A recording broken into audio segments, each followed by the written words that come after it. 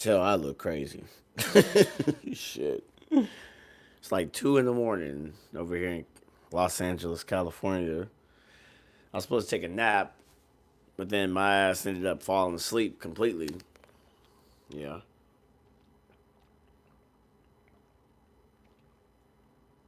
Changed out the water too. Mm.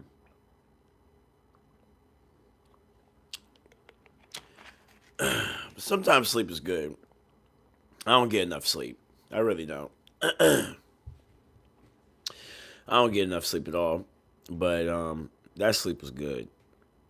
Now I'm up. And I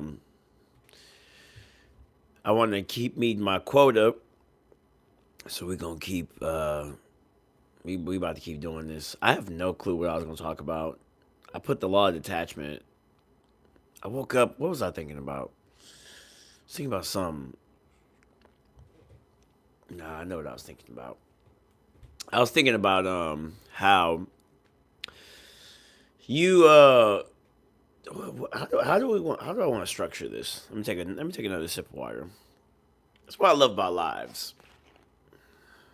I'll probably talk about my day, then I'll go into the law of detachment.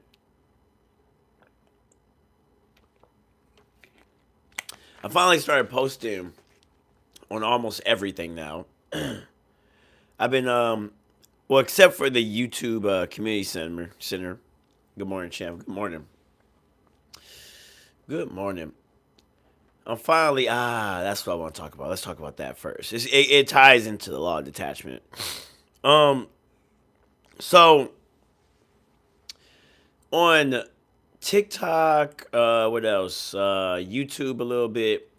For the longest time, and I think this is good for whoever hears this too. I used to try to put myself in a box, right? I used to try to like when I started posting martial arts, I would try to just show people martial arts. Because if you try to show people other things, they start complaining and they're like, "Oh, I don't want to see that." Like so for example, to get a little bit more concrete of what I'm talking about, um I would let's say like my shorts. If you go right now on my YouTube, my shorts is the biggest thing of how I got all these followers. People love seeing martial arts, specifically when I show like my highlights and stuff like that. Like, so people would be like, "Oh, I don't want to see your gym highlights," but I didn't give a fuck about that because I loved posting highlights. I loved posting my gym highlights, so people kept watching, and then eventually that grew. So then, but then when I try to post like my poetry or something, people would say, "Oh, I don't want to see that." And one thing about being an artist is when you get denied as an artist, it really hurts. Like it really, really fucking hurts. So for the longest time, I just only post martial arts, right? Just only post martial arts. But then it got to a point where I want to say when I was doing like the whole goal was to do MMA. That was the whole goal, like hop in the cage, right? And when I finally hopped out the cage or I got the cage part done. Like I'm not saying like my MMA career is done. It just got started. But let me fix that. Yeah, that looks but anyways, like the MMA career just got started, but it kind of got to a point where you fought so long to get to a certain caliber. And the moment I got there, I was like, what's next? Because um there's more to me. There's more stuff that I can do. There's more variations of myself. And then I just stopped posting and then I just started watching everybody else on social media. And then I started noticing that everyone on social media started complaining about how these creators are boring, they're uninteresting, they want to see other stuff, right? And then I started realizing people don't know what the fuck they want, right? Like people who really consume content honestly do not know what the fuck they want. They just know that when their favorite creator does something a little bit different, they just complain, right? There's a reason why I'm saying all this. It's not to dislike people, but like people really just don't know what the fuck they want. So you know what that means?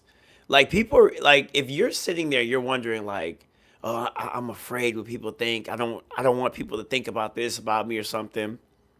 They don't know what the fuck they want. So do whatever the fuck you want to do. Like that right there. He's a huge fan. Thank you, thank you, thank you. But like that right there, realizing that people do not know what the fuck they want, fundamentally changed everything for me. Where I stopped caring about like trying to curate and do like put myself in a box, for example. Because like so like in Smith, the whole original concept of Smitty'Wit, martial artist, was supposed to be that I would show the fighting and I would show the artist as well. So the fighter and the artist, that was the original point. But then when I started showing a little bit of the artist, and I got pushback because usually, if you guys don't know, artists, actual artists, get very like, just look at Kanye West. Like that, like Kanye West is a living embodiment, like an external embodiment of how artists feel when you push back against them. So I never got to really show that side of me. But the more time that he said, "Yo, Smitty, watch your videos all the time." Thank you. What's your favorite video, or what more videos do you want to see? But like I started realizing, do whatever you want to do. You know, and I think that's where I was thinking about like the law of detachment. Like, stop being so attached to the outcome. Stop being attached to the outcome of what start being proud of the attempt. Like watch this. This is perfect. This guy said he said all your Naga pull-ups have been legendary. It's so funny to me because and I appreciate you guys for saying that. When I was doing Naga, people said they hated the Naga shit, right? They was like, "Oh, you little like Naga boy." But I remember, like, I kind of realized social media is not real life because when I pulled up to Naga, everybody got excited because they knew what the fuck I was there for. I was gonna do some massive like the big boys when I go against the giants and stuff. I was gonna do that. I still plan on doing that. I've been studying a lot of jujitsu. We can talk about that too. I want to talk about that too. Like I've been studying a lot of jujitsu, and I want to tell you guys like the evolution of where I'm going with that, because like or how to get better with jujitsu and stuff like that.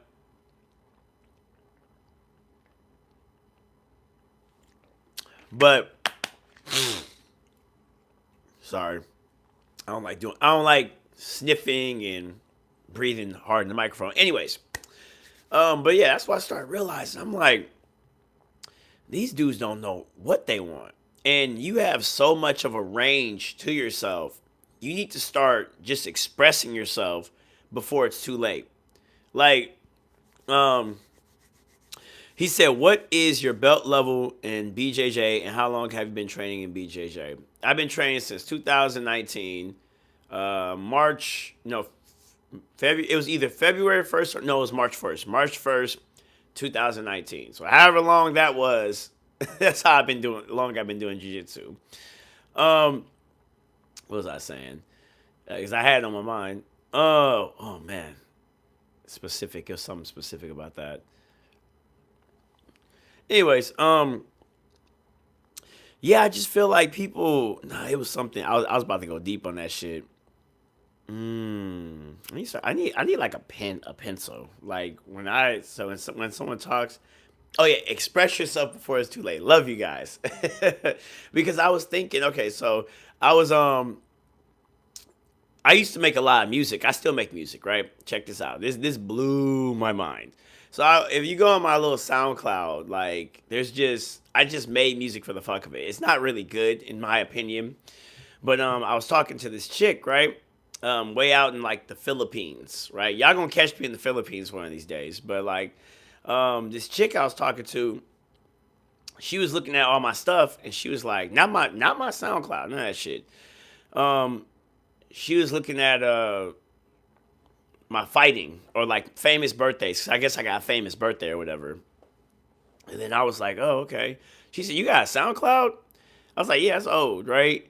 And she's like, oh, okay.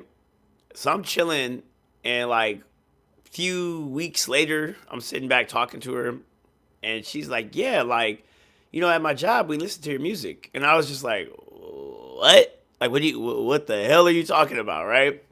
She's like, yeah, like I got this person onto your music, I got that person onto your music. And I'm just thinking in my mind, like, I stopped because I like didn't I don't know, it was just something in my head that I was too attached to the outcome and not the attempt. I want you guys to really understand that. Like the concept of being attached to the attempt and not the outcome. We as a society are too like the reason why everything is so boring is because we have demonized the attempt, right? Instead of rewarding people, and like we should, of course, we should reward people for the outcomes, but we need to stop clowning people and demonizing people for the attempts. It blew my mind to find out some chick liked my stuff, right? I was like, what the fuck, right? But then that started making me realize, like, I haven't made music in like 4 years, right? Like, I mean, I still make music, but I haven't posted a lot of music in like really consistently in 4 years. So I realized like there's a 4 year gap version of me that has not expressed themselves, and I'm starting to realize, especially I'm saying this to you guys, is that people don't know what the fuck they like. So make sure you get your best version out there and express yourself, whether they like it or not, because it's for you. And then eventually later on, someone's going to like it. I want to talk about the law of delayed gratification. Let me read some comments though. But the law of delayed gratification. I need a pencil because I want to talk about that. So he said, let me read what you said. He said, oh man, I have too many. I'm a three-stripe white. I got bodied all the time. Been a few tournaments besides showing up. What do you do off the mats to help yourself improve? You need to study. As a white belt, you need to study jiu-jitsu. The reason why all these guys are good is because they are studying jiu-jitsu. That's the secret. That's really the fucking secret. When you get past all the strength techniques, when you get past when you get past lifting weights, the yoga, the running, it's studying. Jiu-jitsu is a thinking man's martial art. That's the secret. It's not that you suck. It's that they know more than you. That's the secret. I have saved you guys years. That's the real secret. And a lot of people hate studying. I'm not that good. I just know more than you guys. I mean, I guess, and I think your skill set comes out. I need to start writing this stuff down because these are topics to talk about. Like, I'm objectively really not that good. What makes me special? Because I can tell you guys what makes me special is I believe your personality comes out in the way, like once you understand jujitsu, your personality comes out, okay? So I guess technically what makes me good is that it looks like I'm doing jujitsu. I was just talking to myself about this today, or it was yesterday. It looks like I'm playing jujitsu, but I'm playing a different game. I like submissions. There's a difference between a jiu-jitsu guy and a submission artist. There is a difference. I'm not playing the same game as these dudes. These dudes are just playing by points. I want to submit you because to me, when I was a young kid, I grew up playing chess, okay? So I grew up playing chess, so the checkmate was one of the most satisfying things ever. Jiu-jitsu is just fucking body chess. So when I submit someone, it's a checkmate to me. So psychologically, there's a dopamine hit. So I'm constantly looking for a submission. And if it's like a high or something, right? And I'm looking for it. And what makes me dangerous is I'm constantly looking for it down to the final second. People don't think like that. So that's my personality. I'm not playing jujitsu. I study jujitsu, like positions and all this stuff, just to get the submission. That's the only difference between me and everyone else, right? That's why I study it, because there's certain people in the gym, they're stalling now. They kind of figured out like a little bit of the way I move, certain areas I'm getting to. There's some guys who, are kind of catching up. So I study so I can play the game that I like to play. So like that's how you get better in jiu-jitsu. You need to study. Where do you study? I wish I could like I don't know. I haven't matured enough to develop a content stream where I can show people techniques and stuff, but there are people online that show techniques. I just think a lot of these guys are like terrible ass teachers. Me personally, I think their teaching sucks. Me personally, they don't, but I think like for example, like who are good teachers? You probably have to go to BJJ Fanatics and pay for it. If I was to show you guys my BJJ Fanatics account, you would be like, oh shit, this motherfucker does study, right? But I think like John Danaher and Gordon Ryan are really, really fucking good study habits. I think jiu-jitsu has definitely caught up with them though, their style.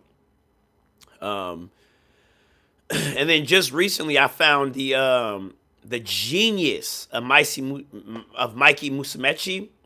Like I've recently figured out the genius of that man. That's a genius ass man.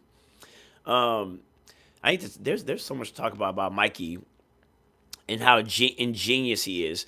And then Craig Jones. Craig Jones has a genius of itself. Like people will study Craig Jones and then don't realize that he's actually teaching MMA jiu-jitsu. So Gordon Ryan and John Danaher teach sport jiu-jitsu. That's the jiu-jitsu they teach. But if you watch like Craig Jones videos, he's actually teaching jiu-jitsu specifically for MMA. And no one's taught that. Like no one's done none of that. I feel like there's a lot of parallels.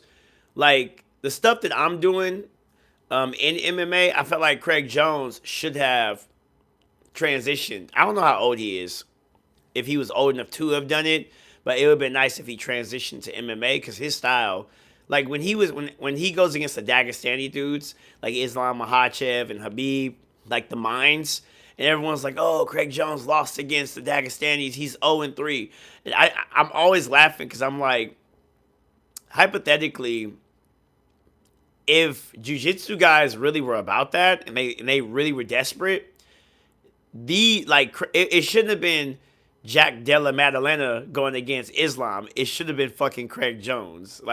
These sports jiu-jitsu guys, the reason why jiu-jitsu is not where it should be or why it hasn't evolved is because all these fuckers are scared to go to MMA. They don't want to get hit in the face. And they blame it on CTE, but I'm just like, I don't know. Jiu-jitsu guys are the funniest people on this planet. Let me read some more what you guys are saying. I haven't forgot about the law of delayed gratification. We're going to talk about that. You said, why are you up at 2:40? Dude, I was supposed to be on live at 11 p.m. and I would have probably just been getting off. But I fell asleep. I was studying Mikey Musumeci's Berimbolo system. And the way that man teaches, I've realized that if like me and Mikey think the same. He's just fucking weird. But if you look at Mikey Musumeci, that's how my mind thinks. Like that little shit he does, like I'm like, that's literally how I think. So I was just like, this motherfucker is smart. But I fell asleep watching that, and I was supposed to go on live, and I promised everybody I would go on live every day.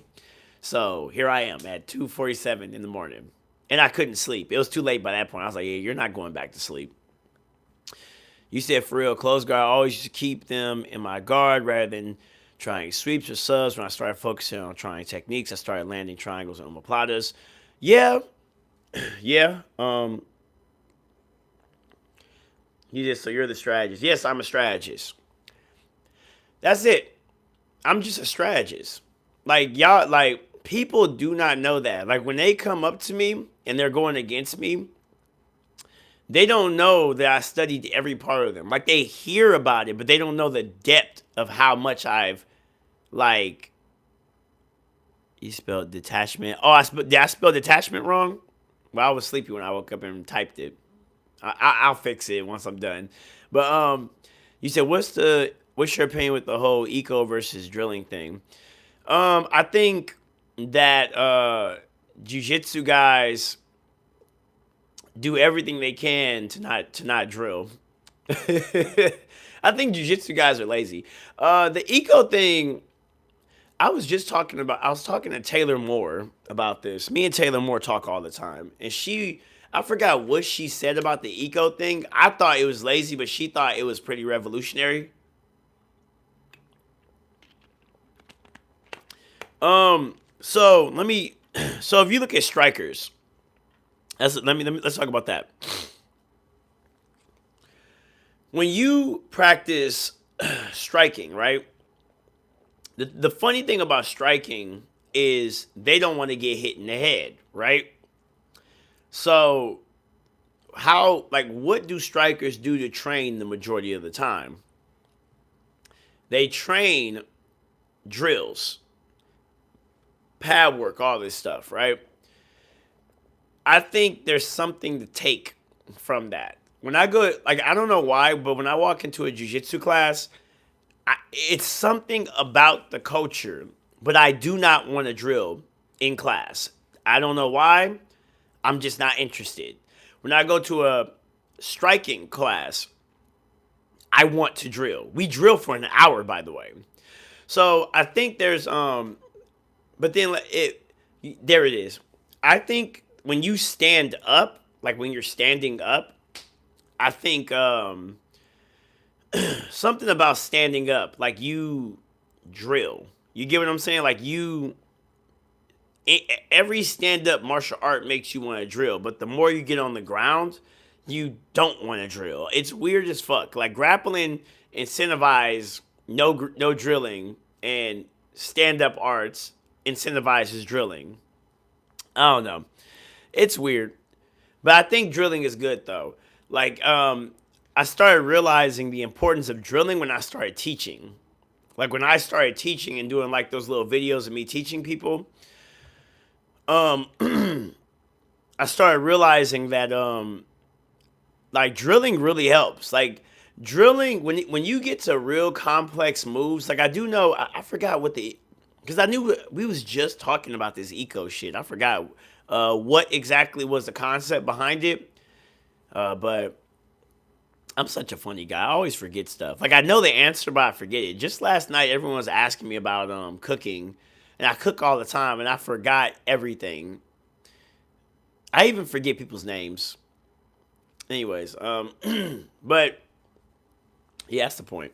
Let me continue. Back to delayed gratification. Let's talk about that. This is social combat. You know what? That probably should have been um that probably be in tomorrow's topic, but I'm gonna talk about it right now. Delayed gratification. I've learned as a masculine man that you there's two things above all else. It might be detachment as well as the third. But there's two things above all else you need to master as a man: silence and delayed gratification. I've learned silence as a man allows you to learn a lot about yourself. You learn a lot about yourself in silence because also it takes silence to study. That is one thing as a man you need to know. Delayed gratification is the power that you use when you're going when you're trying to create a system for yourself. I'm starting to learn that you need to find so in life, when you come into life as a man, you need to understand that all of these systems is somebody made that system. Somebody made that system of getting money. I think like money is not the root of happiness, right? It's not the root of evil either. But money is, well, I think money is I think resources is the root of happiness. And I think that's our God given purpose as men. Get your money. I really do. I think that's a God given thing to do. Go get your money. Don't worship money, but develop a system so you can get money and then live out your purpose. You cannot effectively live out your purpose without resources. And it just so happens in this time of living that resources to get resources is money. You know?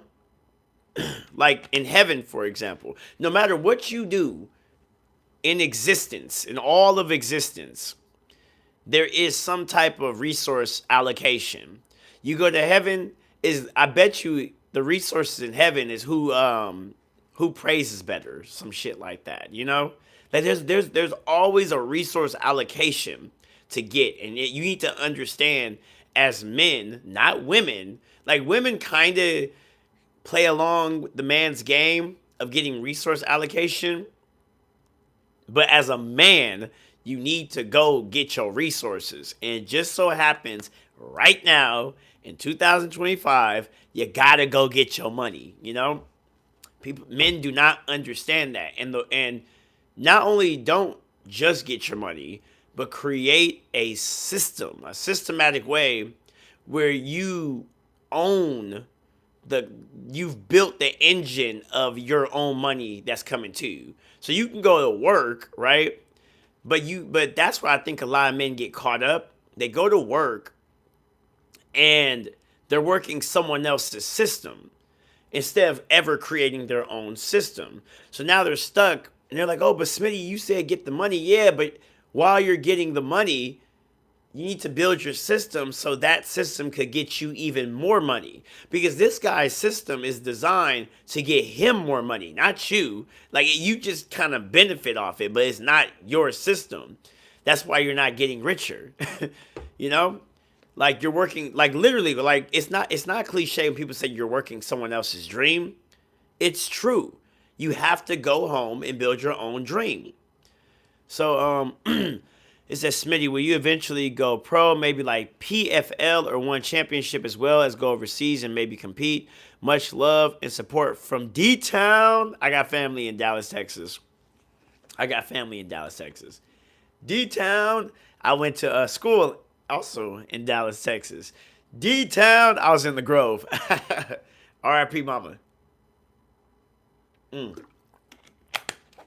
Yeah. I don't think I'll do one championship. I think they're going bankrupt. I think they're going bankrupt. And they have a really bad habit of putting their people on the shelf.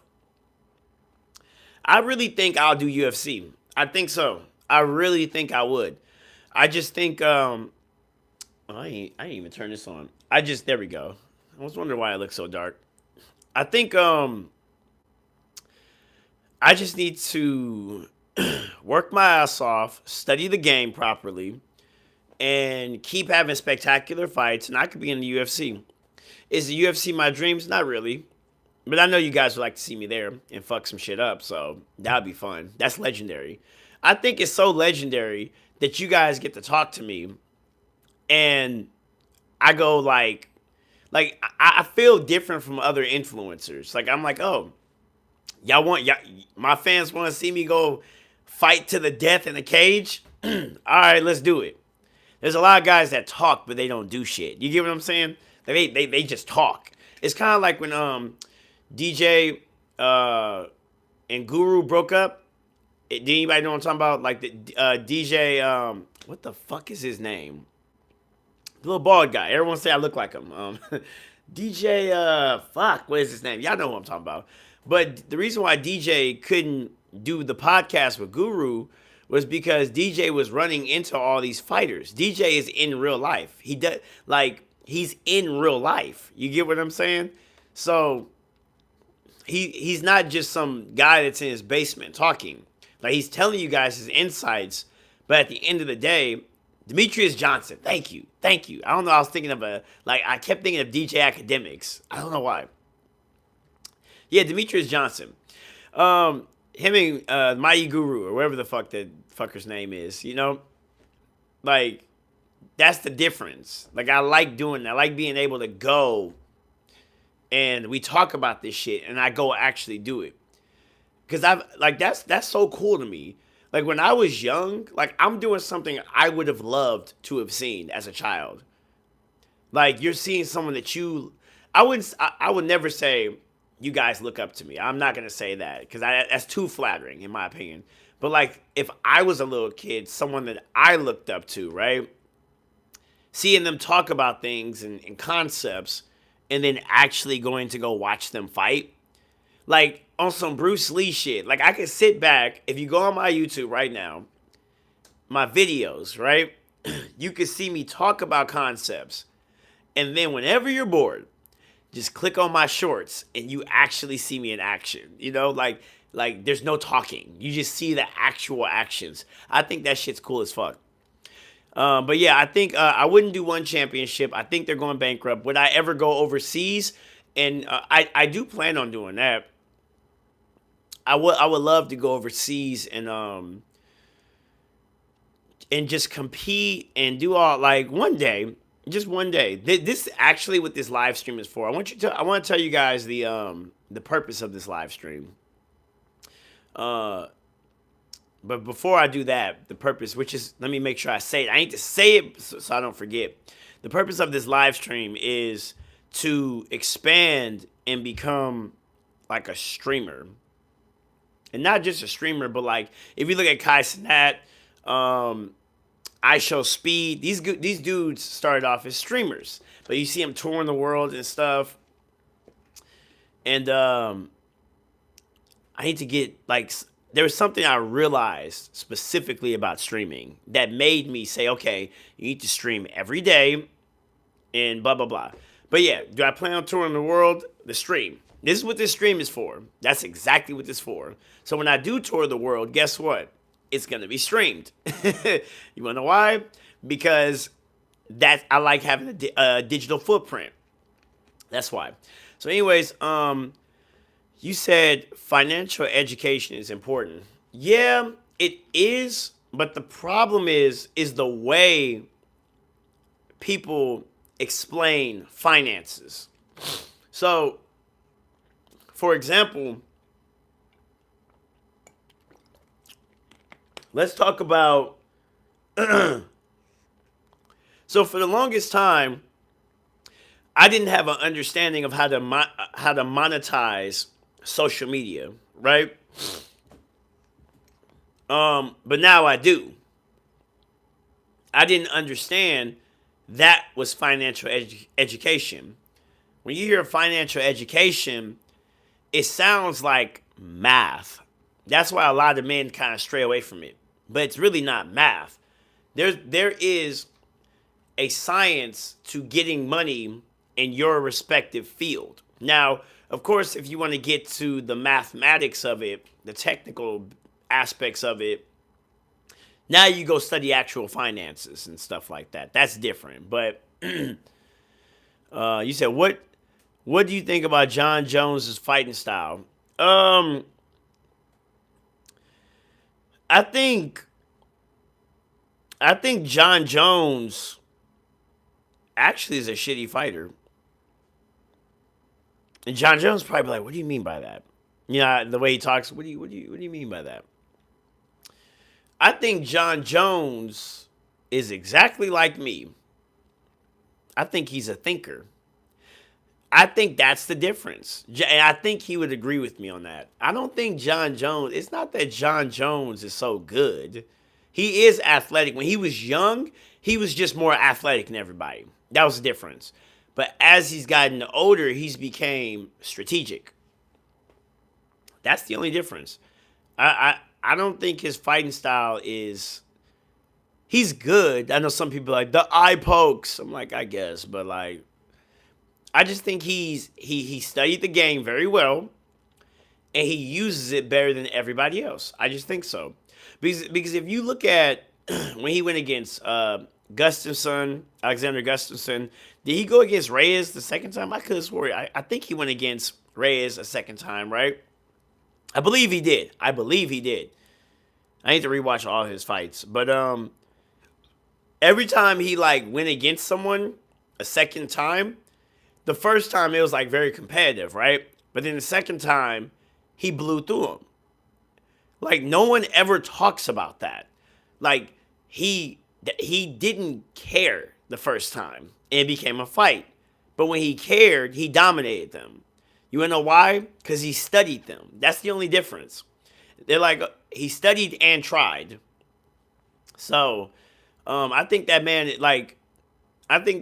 a IQ genius. I think John Jones genius is why he's such a good fighter. You said DJ got skin in the game. Exactly.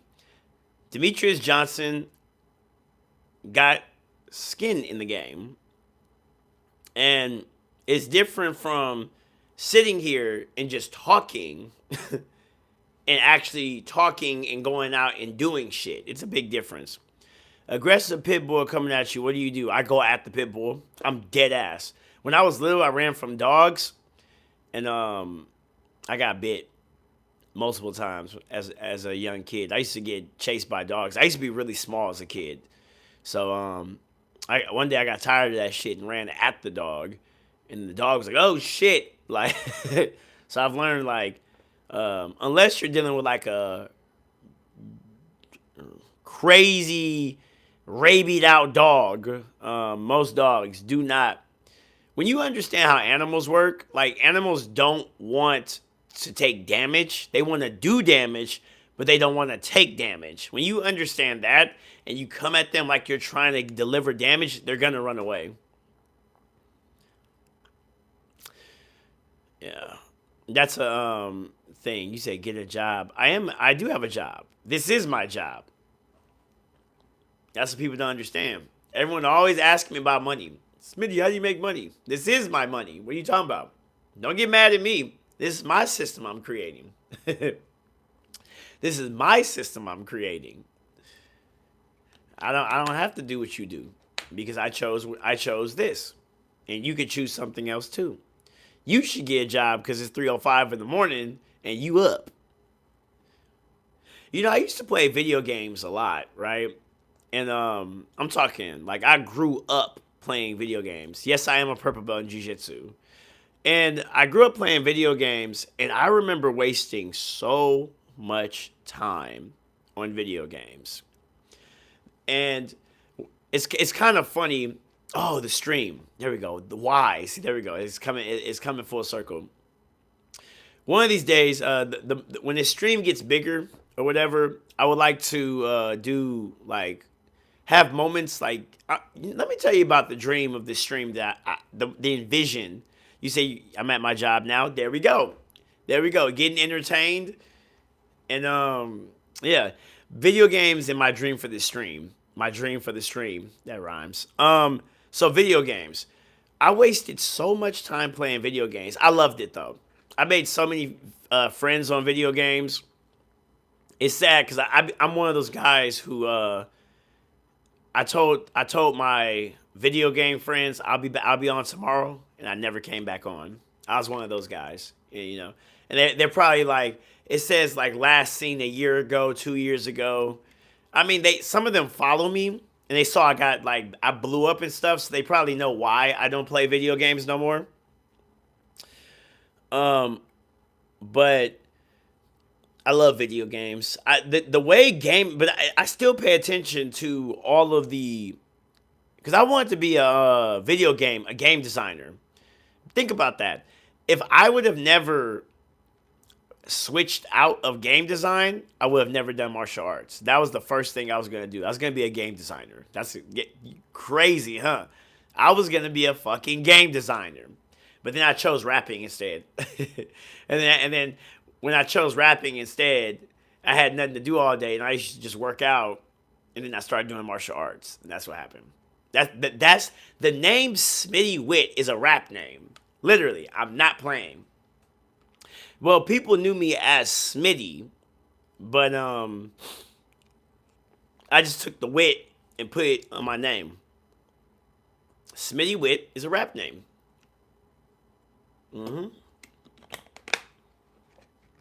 You see, I'm also one of those lasting a year ago. Yeah, you waste so much time, and I hate that I became this type of dude where I understand what people like, what those old geezers were saying. Like sometimes you'd be sitting back, but their reasoning is different. So they'll be like, "Oh, stop playing video games. Like it's a waste of time, right? It rottens your brain." No, it's fun, but there's so much more you could be doing. I think like the older you get, well, even like with what I know now, I wouldn't have been playing video games unless I was getting paid to play video games. So like if you just play video games all day, you can get paid for that. Stream it. Stream you playing video games, right?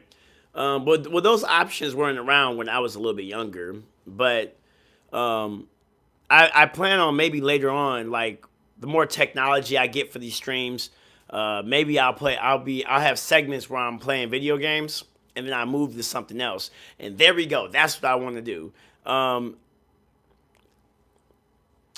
would like for the stream to the whole point of the stream is to eventually show all the talents that I've learned. So like for example, my guy said, "I love video games, man. Teaches you a lot about life if you don't overdo it. Helps reflexes too." Same here. I believe that. The dream of the stream is I've realized that I do poetry, art, and music. Those are the three things that I do. And I struggled for the longest time to show that. Like, I was like, how are you going to show that? But then I realized that if I could just get on stream and I talk to everyone first, right?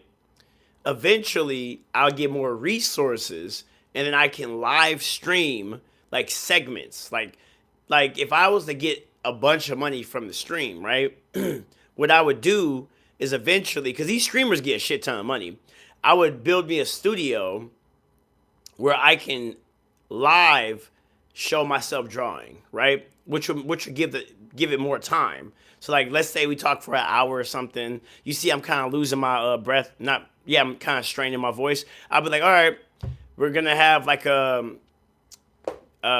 break, and then but I'm gonna draw, right? And then I'll have like a different camera, and I just turn the camera on or some shit, and then you see me like I just draw for an hour, right?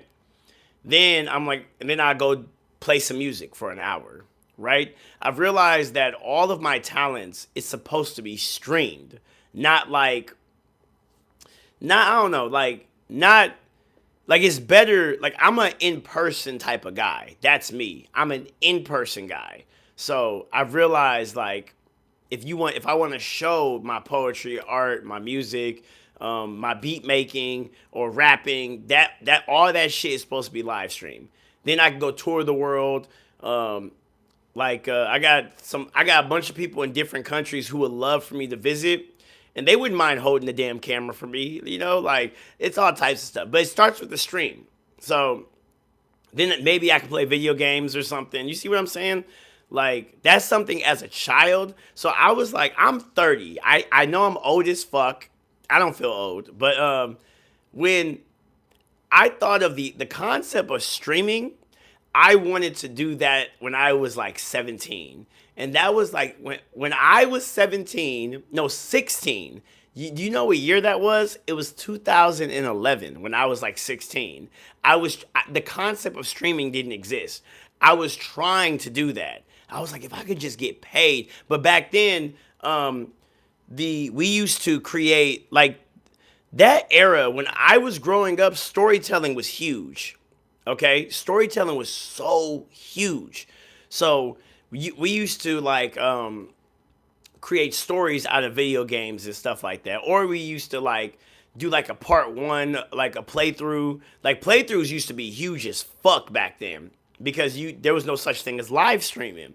So this right here, when I look at like I Show Speed, he makes me laugh because that's how I would have been if I was his age. Like I would have been doing just that, you know? So yeah. You said I went to school in Dallas too, but what school did you go to in the Grove? But I'm surprised you got family down here in the D town, in the D2. Do you still come down to visit? I went to Samuel High School, and I also went to Teich in the Grove. Teich is a badass school, dude. I went to Teich, and I went to Samuel, and I also went to school in Mesquite. Is it Mesquite? It's been so long. Nah, I don't go to Texas no more. Like so my mom passed away in like 2017, and I haven't been back to Texas since. I will, like, sometimes I do have friends in Houston, Texas. No, Austin, Texas. So you would catch me over there, but Dallas, you wouldn't really catch me in Dallas. But I do have family in Dallas. You said I gave up games, got a second job, and saved enough to start my own business. Yeah, like there's nothing wrong with video games. I just believe, like, as a man, if you love video games like that, you need to get paid playing video games. That way, like you need to systemize. You can't afford to keep wasting time playing video games. And it's hard though. I understand because I played video games all day when I was young too. Like, and that's why when people say, "Oh, it's a waste of time. It's rotting your brain." Like, no, not really. It's actually great escapism. It's good for your mental health regulation. But the amount of times that you're sitting there playing video games, you could have been developing a skill. And then this is what I'm telling you. This is what I mean. Whatever you get into that you find out that you actually love, you want to know something you always say to yourself? You say, I wish I had more time. I wish I got into this earlier. You see what I'm saying? Now imagine if the only thing when you think back is you playing fucking video games. You get what I'm saying? Like the thing that you love or that you're experiencing right now, like everybody says that. When they come to jiu-jitsu and they find out they love jiu-jitsu, they always say, I wish I started earlier.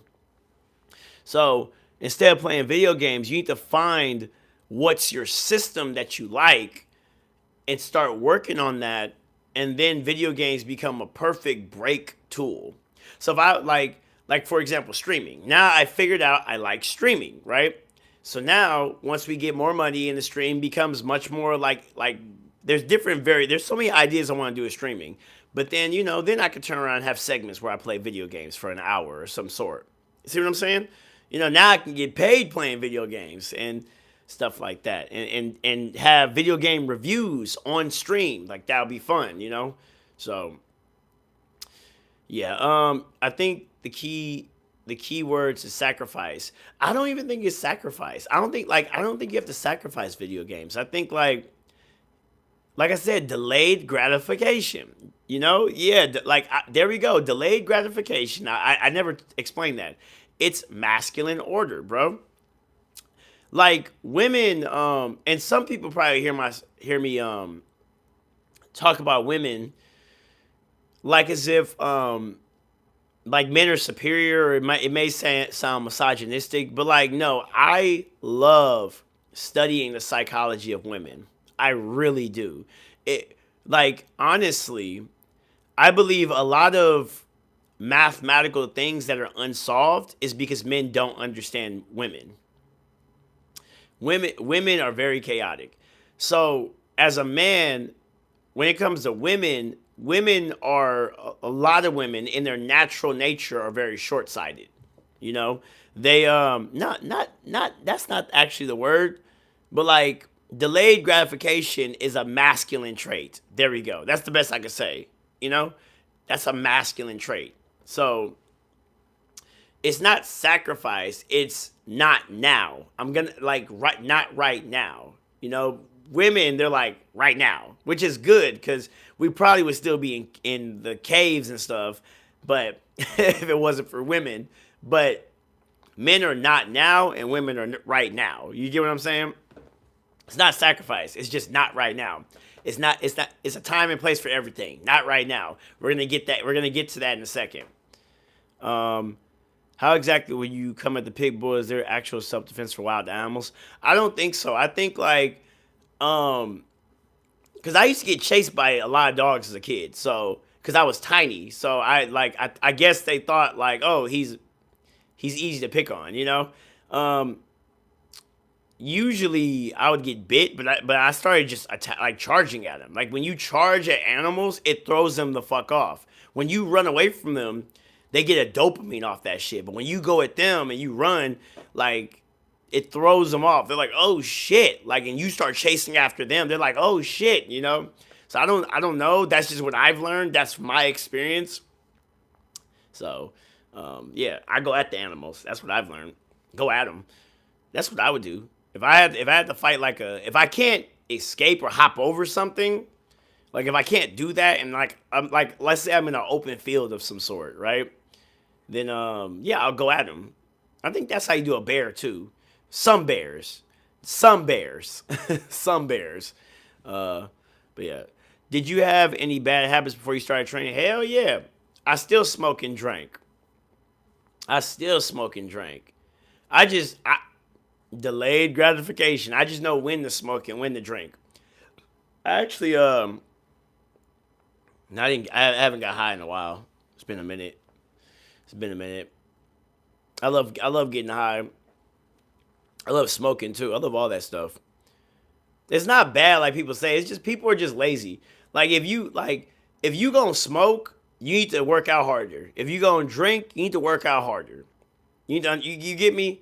Like imagine there's a meter, right? Where it goes into the negative and the positive, and you're spending. You're spending on your performance. It's a abstract like currency. If you drink, you spent negative. You're in the negative. You get what I'm saying? So you have to work it back up to get back in the positive. But people will go in the negative and do the same work that they did yesterday, but you're in the negative, right? So you have to do a little bit extra. That's the only difference. There's nothing wrong with the shit. Well, if you do have a tournament or something, like don't be dumb and put yourself in the negative. Stay in the positive. But yeah, you said I hope to see more of these streams. Love the combat content.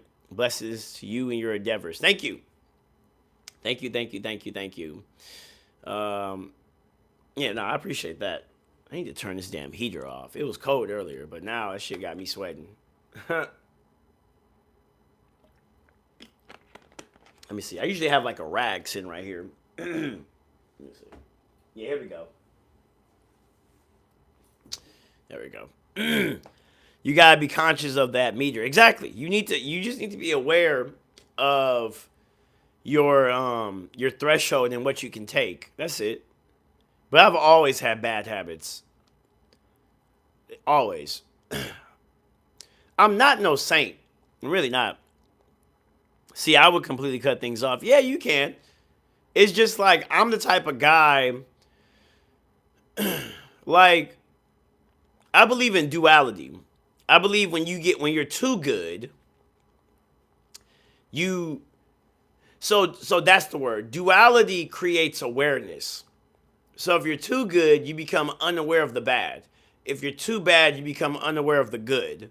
So I don't shy away from doing certain things like, oh, I'm a fighter. Okay, well, you can't drink. No, I can drink. I'm not scared of it.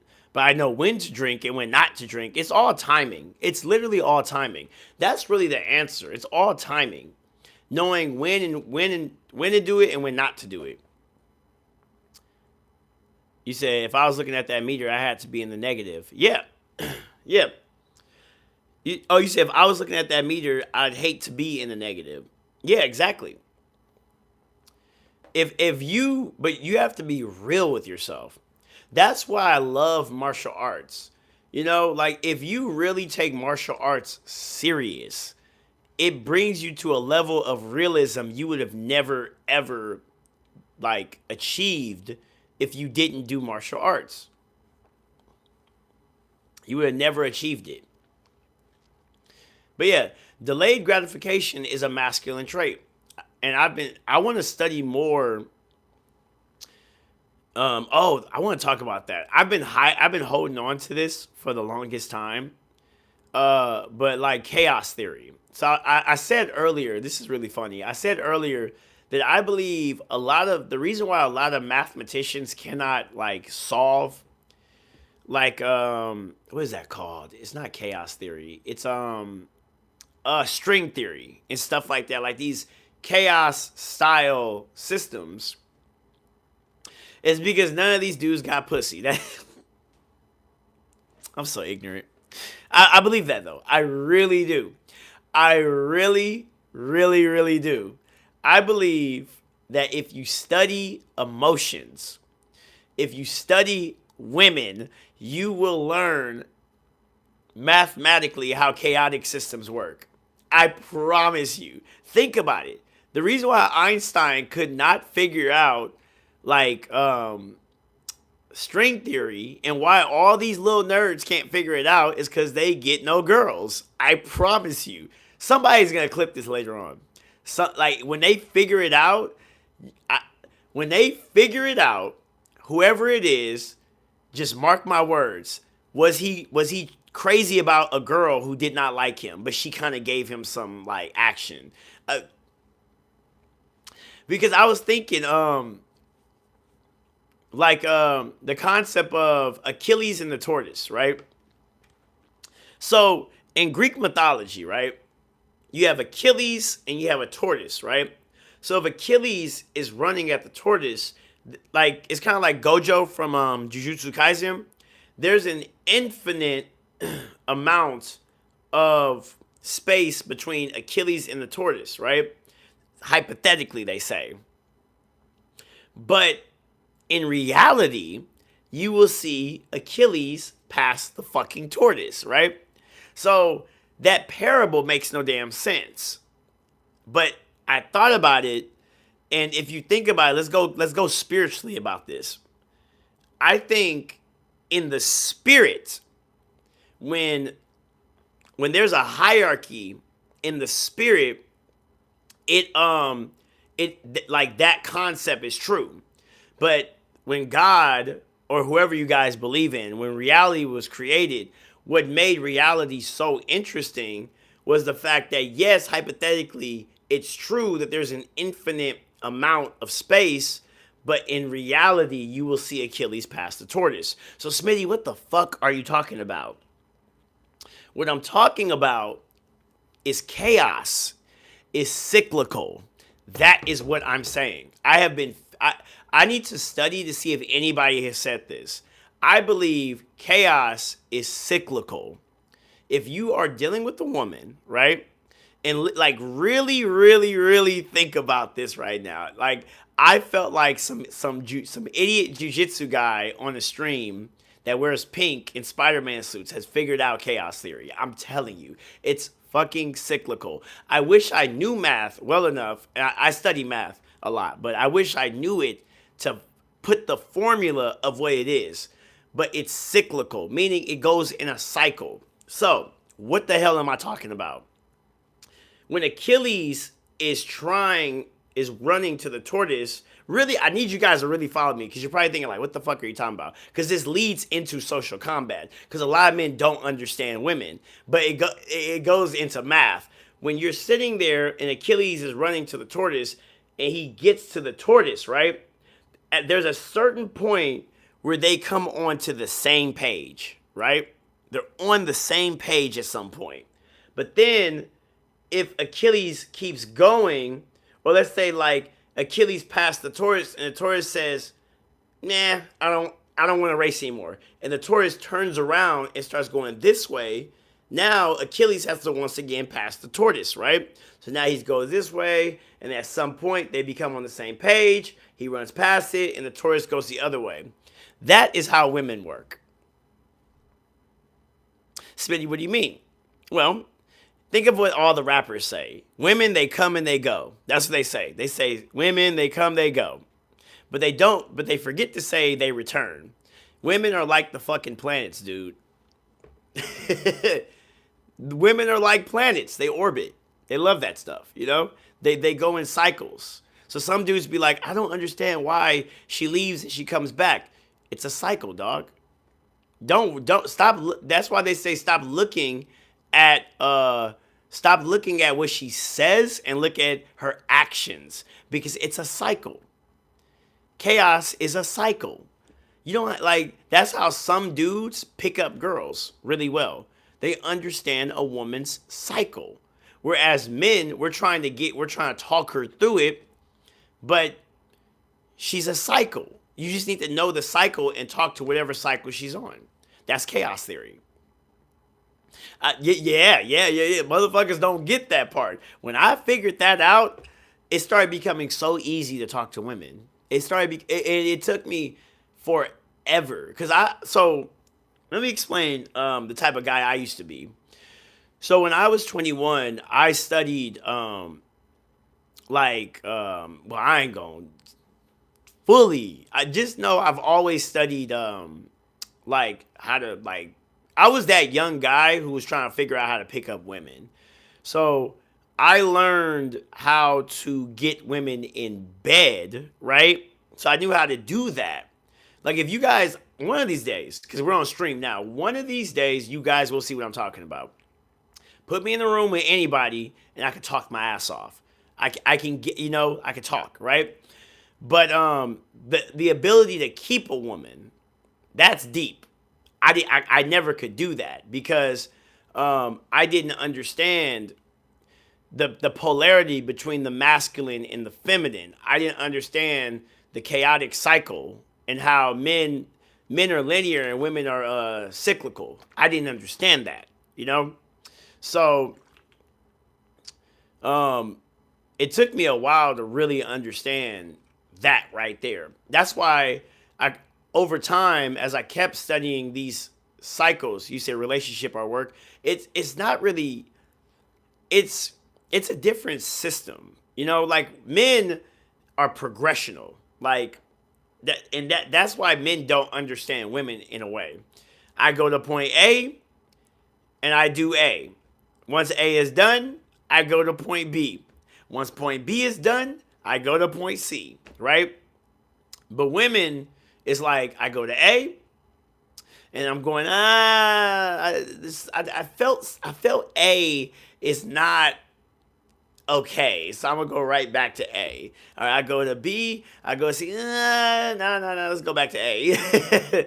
And then some girls stay on A, B, C. Some girls go A, B, C, A. Some girls go A, B, A, C. You get what I'm saying? Like that's just, but men don't understand that. So I'm telling you, if you are having a girl right now, that's why last stream I was talking about the concept of the styles of how men fall in love and how women fall in love, right? So men have a concept called reporting. This is what I created, a concept called reporting, where we like to report what we're doing all the time. Like, what is reporting? It's motion. I'm going here. I'm doing this. I did that. I went there. I completed this, right? So we report about ourselves, of what we did today. That's how men talk. Women don't understand how men talk because guys, for example, would be like, bro, what you do? Yeah, bro, I went to the gym and that shit was hard, but I got that shit. Like men oh, you went to the gym, bro? Yeah, bro, just getting them gains. And men understand that, right? But with women are expressive. They talk about the feeling. So like there's this girl I talked to. I was on the phone with her and she's been going to the gym lately. So now that I know what I know, when she said, yeah, I went to the gym, I was like, oh, like, how'd you feel? I always say that. Like, say that. How did you feel? How did you feel? Right? Well, I did, like, I felt like this and that, like, and I worked on this machine. Most guys would be like, oh, tell me the Tell me all of the workouts that you did, right? Like, what did you do this? And what did you, was your form correct? She don't give a damn about that. She said, I was on the leg press. Did you know we spent 30 minutes talking about how she felt about the leg press? She's not dumb. She's a very educated, smart girl, but that's just how women talk. She's like, yeah, like, like sometimes the way the seat feels and I struggle and da da da. Like, oh man. So if a woman can get a man to report, right? To report, the man will fall in love with the woman. If a man can get a woman to feel, to express more than he's reporting, she will fall in love with him. So that's why the bad boys are so damn, like, so alluring, right? Because the bad boys don't report shit. There you go. Bingo. The bad boys don't report shit. They don't say nothing. They don't explain what they don't explain shit. But the girl likes them. So she constantly expresses how she feels to the bad boy, and he doesn't give a fuck. So you want to know what that means? Let me tell you something. There's 3 ways to get a girl, right? Or 3 ways, there's 3 desire markers you want to hit. An emotional anchor, where you get her talking about her expressions and feelings more. And then you have, she needs to respect or fear you. The girls respect, the girls fear losing the bad boy. And then it unlocks invocation, which is internal desire, which means you become something she wants to fuck. That's how it works. You said, do you think Demetrius Johnson would beat John Jones if they were the same weight in the same weight class? That would be actually a competitive fight. I think Demetrius Johnson wouldn't move. Like, I think if John Jones was in Demetrius Johnson's class, oh, that's perfect. Demetrius Johnson would beat John Jones, and vice versa. If Demetrius Johnson was in John Jones's weight class, John Jones would beat Demetrius Johnson, because Demetrius Johnson has learned how to move his size. But well, that actually depends, because they're both thinkers. They're both thinkers. So it would be a hell of a fight in both weight classes. But if I was to just go off the top of my head, I think if whoever was in the other's respective weight class, the one who's formerly in that weight class and used to it, they would win. But they're both fighters, they're both thinkers and stuff like that. But yeah, Ace May, do you have a favorite top 5 or top 10 overall MMA fighter? Also, do you have any favorite top 5 or overall boxers as well? Top 5, I only have 2. I don't really have. I mean, yeah, I only got really 2. I only have 2. I always tell people Charles Oliveira and Islam Makhachev. It was before they were like, it was cool to like them. I used to love watching them. I watched Islam's rise. I'm very proud of Islam. He just showed a lot of hard work and dedication. It was just really cool to watch him rise. I watched every Islam fight. I actually stumbled upon Islam, and I was like, I like the way this guy fights. And every time, like, I just followed him and just watched him rise up, and now he's like where he's at. I'm just happy for him. I'm so happy to watch what he does. And then Charles Oliveira, as a jiu-jitsu guy, when they what introduced me to Charles Oliveira was everyone said that he had the best jiu-jitsu in the UFC. So I started studying him. But what really made me like Charles Oliveira was when he went against Kevin Lee, and I saw him when he was fighting Kevin Lee. Mid-fight, I watched him try to learn, and he was putting jiu-jitsu concepts into fighting, like, mid-fight. And that made me like how I just liked his style as a fighter. And it's kind of funny because after watching him with Kevin Lee, he went on that crazy run, and then it was just like, I became like a fan from that point.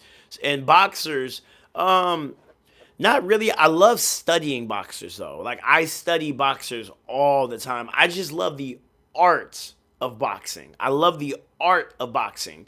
But my favorite boxer, I don't really have a favorite boxer. I study all of them. I love all the boxers because it's like they all got different styles, and I'm just a big fan of the art. I don't like watching too much. Well, actually, the more I study boxing, like I'm not watching the fighters, I'm watching the technique. Like I'm a fan of the technique. So that's why I guess Ilia Topuria would low key probably be my third fighter that I like. Because I like the way he's implemented. I think that's really what it is. I think, to be honest, I'm a fan of technique. Kind of like Demetrius Johnson said, he likes watching the completion of MMA in an MMA fight. I am a fan of seeing someone integrate a technique that everybody overlooked. I love seeing that, and I become a fan. And then if they have some charisma while they're doing it, it just really inspires me. That's why I say, like, Ilia Topuria, that man needs some social combat. I think Ilia Topuria needs social combat because he spent all that time studying how to become a better fighter, but he never studied communication styles to where his cockiness comes off as arrogant, and his landing of the way he's landing with his talks is just like, yeah. And then his wife left him too, so that's equally embarrassing. So, but yeah, I don't really have a top 5 or top 10 boxers. I just love the technique. Kind of like how my jiu-jitsu style. Like, I don't have favorite jiu-jitsu guys. I have favorite submissions, favorite systems of techniques, like kind of like that. So, it's past an hour. Damn. This is a good live stream. I said some good shit this stream. Yeah. Yeah. But yeah, no, that's my belief though. I talked about delayed gratification, the law of detachment was just like chaos theory, right? I was talking about how the bad boy, like what's the attraction of the bad boys? They're detached to the outcome. And this goes back to what I was talking about in the beginning of the stream of how I'm starting to learn to be detached by the outcome of things. I'm starting to learn that. And I'm starting to become more attached to the attempt of things, okay? Like, because when you become detached to the outcome and start only being attached and happy to the attempt, that changes the game. So, like, for example, there's like, what, right now, 6 people in here, right? So most people be like, oh, no, there's nobody watching me. But delayed gratification, like, these streams get saved. So in the future, like, let's say, like, I don't know, Jesus had 12 people, man, and look what he did. You get what I'm saying? There might be people that watches this stream, and there's some nerd or something who can't figure this girl out, and I just said something. This stuff, like, all this stuff matters, man. Everything, just be happy about the attempt. And that's one thing I want. 6 people is a lot in real life. You're damn right. You're damn right. Exactly. Like, it's 6 people. But I guess, since I'm by myself, talking to myself in the room, I guess that is kind of creepy to some people. But these 5 to 6 people could potentially become, I think typically, like, people do watch these live streams after. Like, it turns into like 1,000. It turns into 2,000. Yeah, it's dope. So I don't mind. I just like expressing myself. Because one day we all gonna die, dog. We're all gonna die, and I think, like,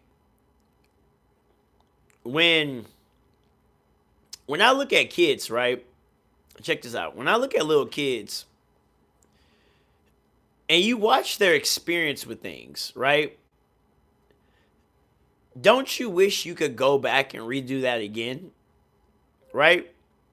But it won't be the same because of the experience that you have. Right? Just follow me. Follow me right here. So, why was it biblically, and take out the Bible if you don't believe in the Bible, just mythically, why is it that gods want to be or interact with humans? Why did the angels come down? Why? Because of the experience. That's why. It's when you watch a child experience something, it's so fucking interesting. It's interesting, right? You're like, wow, like that's your reaction to your first time when you I think knowing everything low key is a curse. That's why I don't think God knows everything, or at least he doesn't allow himself to know everything because that is fucking boring. I think he's learning every day. And then I think he knows patterns, so he knows the outcome of certain things. But I think he's learning every day. That's why shit keeps happening. That's like, why does evil happen in the world? I think, like, the way I see it, God created the heavens, he created the planets, he created all that shit, right? And when you think about it, everything goes. When you look at the spirit, I know some people probably thinking I'm like on some shit, but you really have to listen to what I'm saying. The spiritual is hierarchical, meaning everything is set in place. So the planets move a certain way exactly how you want it. You create these angels, and they kissing your ass every single day. That shit get boring, dog. So he created humans, right? And the most effective thing that he gave them, there was two things that God did. Because if you look at the spirit, like, watch this. Like, this goes into math too. We operate in reality, in existence, okay?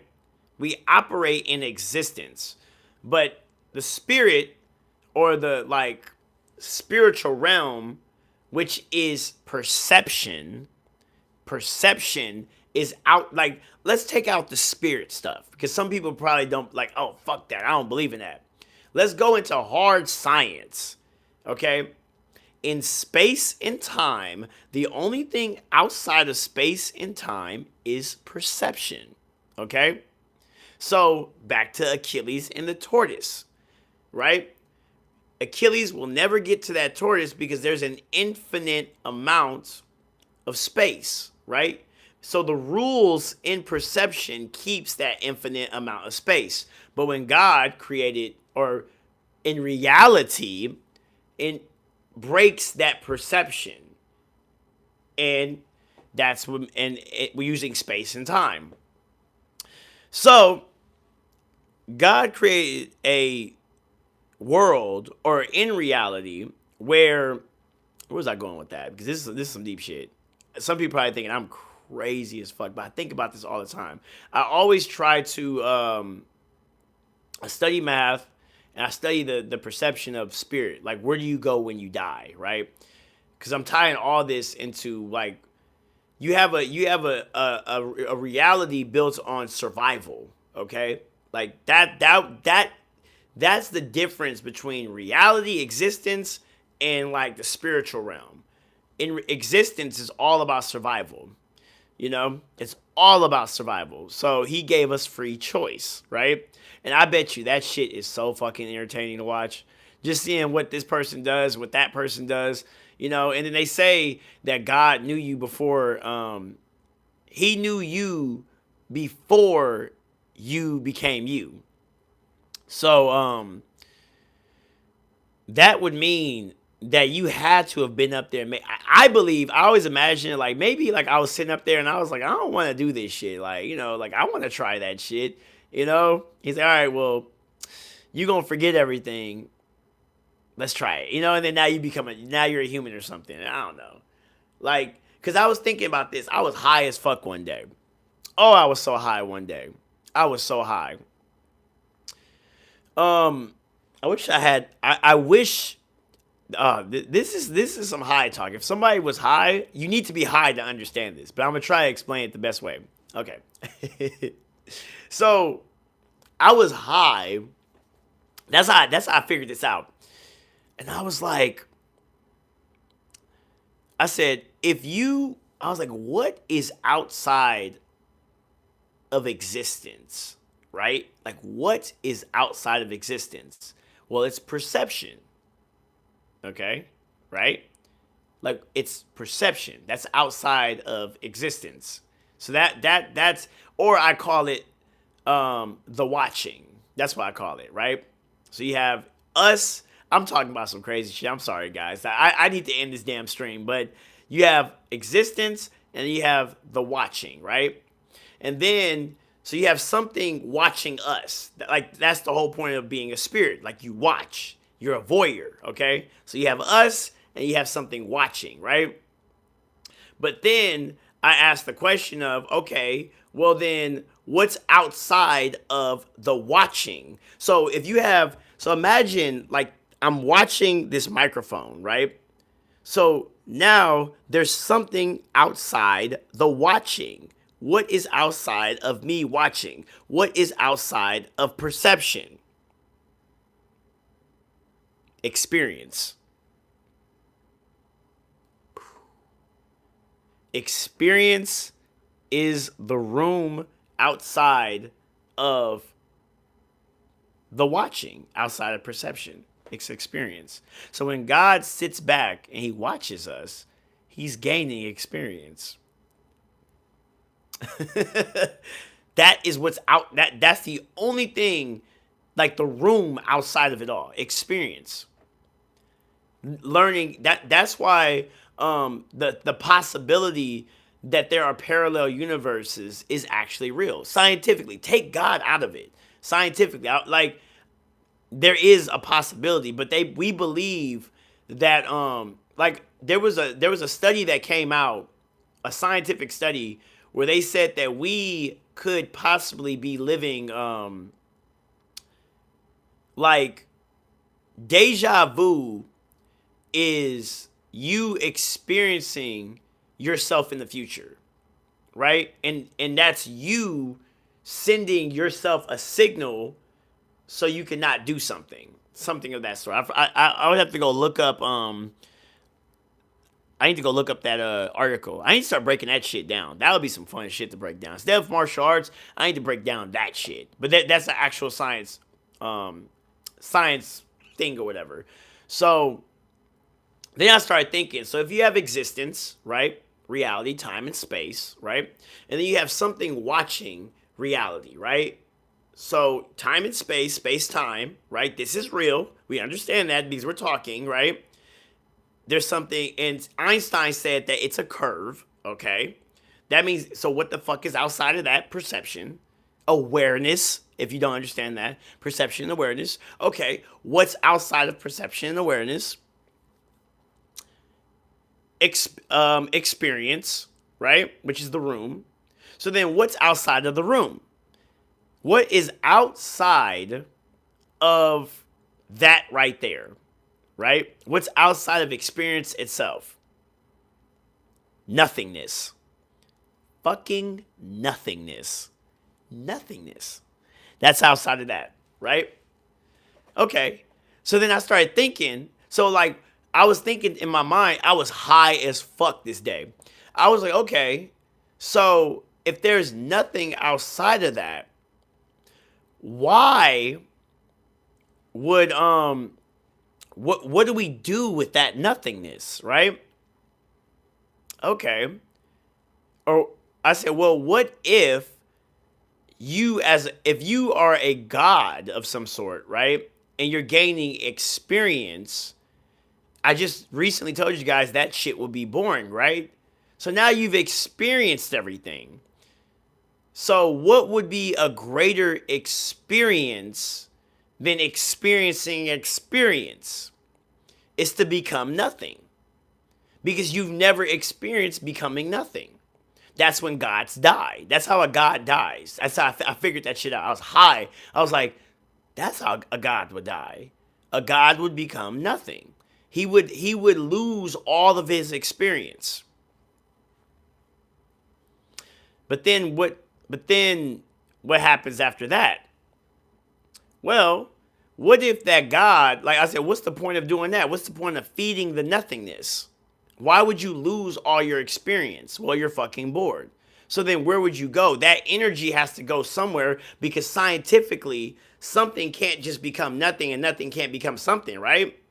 Well, what if that energy of you becoming nothing or dying goes right back into reality, and you become a baby that remembers nothing? A fucking cycle, dog. I'm telling y'all, it's a cycle, man. It's a cycle, man. I'm telling y'all. I was high as fuck when I came up with that. I was like, yo. Think about it. Think about it. Come on, man. I know I ain't crazy. I was high when I thought about that. Existence, watching, perception, gaining experience from watching, gaining too much experience, you're bored. So you it's like a biblical God-like suicide. You convert your energy into nothing, and that nothing goes right back into existence. And you get something like a Big Bang. I should end the stream right there. Someone's probably like, this motherfucker is dumb as fuck. Oh my God. Someone's probably thinking, this dude is crazy. He up at 3 a.m, almost 4, talking about some crazy shit, dude. I was high when I came up with that. I'm still proud of that. I was, and it took me, I was right here actually in this spot, and I was just like this. And it was just like, my mind was just, I was like, that fucking makes sense. Because if you look at reality, so let me explain like forms of reality. So let's take this right here. This is real shit. Now let's get into actual scientific shit, right? So if you like, what is a, how did I say this? What is a zero dimension? Zero dimensions. Let's go into dimensions, right? Dimensions itself. So 0 dimensions is a point. You see that? That's a point, right? Like a dot. Okay? That's existence itself, right? So when someone says you're one-dimensional, now this has became one-dimensional. Okay? It's a line, right? Get what I'm saying? Y'all ain't ready for this. So then something like it's a line. But then when you go 2-dimensional, how did I come up with this? Or was it 1-dimensional? I think 1-dimensional was a point. 1-dimensional was a line. What was 2-dimensional? I think it was length, width. And I know 3-dimensional. Why did I forget what the fuck 2-dimensional was? Oh, there it is. Okay. Let me go back to it. You said God dies, end of the universe. We might be God avatars. When we die, absorbs your life experience. Yes, exactly.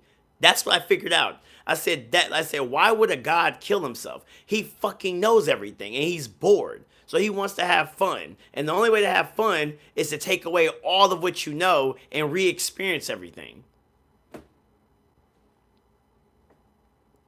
And your essence fuels reality. It fuels existence. And it starts off with a point, 0 dimensions, a point. And then it becomes a line. There we go. It's a line, right? So a line is not 2-dimensional. 2-dimensional is like a piece of paper. That's 2-dimensional. Then it becomes 3-dimensional, which is when you add shape, like a sphere, right? And then 4-dimensional is when we watch video, like something traveling across time, right? Like from point A to point B. That's 4-dimensional. And then when you get to 5-dimensional, 5-dimensional is awareness of all of the possibilities from that point. And then I don't know if it was so 5-dimensional thinking is strategy. So when you think of something before it happens, that's 5-dimensional thinking. But then 6 dimensions is knowing from this 0 point all of the parallel universes of how it could have got to a certain point. Right? And then 7-dimensional thinking is there's an essence. There's a version of yourself that becomes a meta, a one. So that's why you hear sometimes they're like, oh, I am the one, right? You get what I'm saying? Like there's multiple versions of you. There is a code. There's a version of yourself that across all the spans of possibilities in the sixth dimension, it becomes a certain essence that becomes one. That's why technically, when I understood this, technically I understood the concept of hell. Because if you are an evil motherfucker across all spectrums of realities, you are an evil bastard. So you're going to burn forever because you're forever going to be an evil bastard. The one version of yourself, you're an evil bastard. You get what I'm saying? And then so that's the seventh dimension. The eighth dimension is the eighth. This is real shit, by the way. This is not fake, okay? Like you can search this shit up. Like this is science now. Yeah. I was talking spirit, now I'm talking science. This is real shit. The eighth dimension is like a I think that's like a meta society of how society actually operates, like at its essence, like all together, like after all millions of possibilities, society acts as a certain essence. I forgot what the ninth dimension was. I forgot what that was, and I forgot what the 10th dimension was, but I know the 11th dimension is string theory. So like imagine so the 10th dimension is like, imagine God is behind a door, right? Or he's like in a room. I know like the 10th dimension is supposed to be where God is, right? String theory, which is is M11 is what they call it, is basically them peeking, like being a peeping Tom on God. And the only thing they could see is a silhouette. That's the only thing they could see. And the silhouette is vibrating. So all string theory is them trying to peep into God's room. I'm dead fucking ass, by the way. I'm that's not me making shit up. Like go look into it. Go or ask Chat GPT. It's literally like it's the theory of being a peeping Tom in God's room. And the only thing they can see is a vibrating silhouette. So if you think about it, right? As above, so below, right? That means if God technically is vibrating, this is why they say you pray. This is why the lowest frequency of just speaking, that's why they say the power of the tongue. That's actually directly access to God. That's how you can speak. You as a lower mortal can speak to the highest universe. Like take God out. Like I just like using God because it makes sense. But you can say the universe. Like people always, like people are so okay with the idea of talking to the universe, right? But the universe talks back, right? So you can say God, you can say the universe, but everything is vibrating, right? Well, that's because at the highest level, the highest dimension is vibrations. That's why you gotta be careful what the fuck you say. Because you're speaking to the highest dimension, which makes your reality become true. That's why, and this literally goes into confidence. You see how all this shit like comes together. Everything I talk about, it's not just me rambling. It goes into one thing. That's why the first thing to build confidence, to become a god, or to become like good at what you do, is your self-talk. Your confidence, the building blocks of becoming confident, a confident human being, is the way you talk to yourself. So let's take out, I went all the way to the highest level. The universe, God, I explained to you how a God probably dies. And using that same logic, I'm bringing it right down to those who don't have confidence. Your self-talk is the beginning of confidence. That is the starting point. That is the existence of your self-talk and your confidence. The existence of confidence, the point, like if you take a pencil and you draw a dot, it's your self-confidence. That's the start. That's the starting point to become who you want to be as a person. That's why I made social combat. See, now we're getting somewhere. Because I believe communication is a martial art. I really do. I really believe there like what makes us different as a species is the way we talk. The fact that we believe that we are gods and we can communicate and change reality. Well, then why are we not studying the very thing that we believe that makes us do it, which is our communication? Social combat. That's why I've created social combat. That's why. It goes and in order to master like social combat, you need to understand the masculine and the feminine energy. So when I talk about women, I'm not talking like I could be talking about like let's say a gay guy, right? A very feminine gay guy or a feminine transgender, right? Like a girl, like the guy transitioned into a girl, right? The same logic of dealing with feminine energy applies to them too. It's all energy, dog. Everything is fucking energy. So like when you see me say, "Oh, women are short-sighted" or something, not short-sighted or whatever, right? I'm talking about the energy of the feminine, the divine feminine. That's what I'm talking about. Because then if we talk about being a woman, right? The Bible talks about. So some people, it's funny when I talk about the Bible. I just love the Bible because it gives great analogies. Okay, it gives great analogies. I would say. I'm gonna be careful when I say it. I'm very careful when I talk about like high powers and my stances on certain things because you know you gotta be careful. You gotta be careful what you say. But like I study the Old Testament a lot, so I love the Old Testament. You know, that's all I'm gonna say for now. And I just feel like a lot of the concepts that are in that is so interesting. But there's in the Old Testament wisdom literature that they call it. Um, what is it called? In Proverbs. There we go. Proverbs is the only thing so far because I want to study other religions.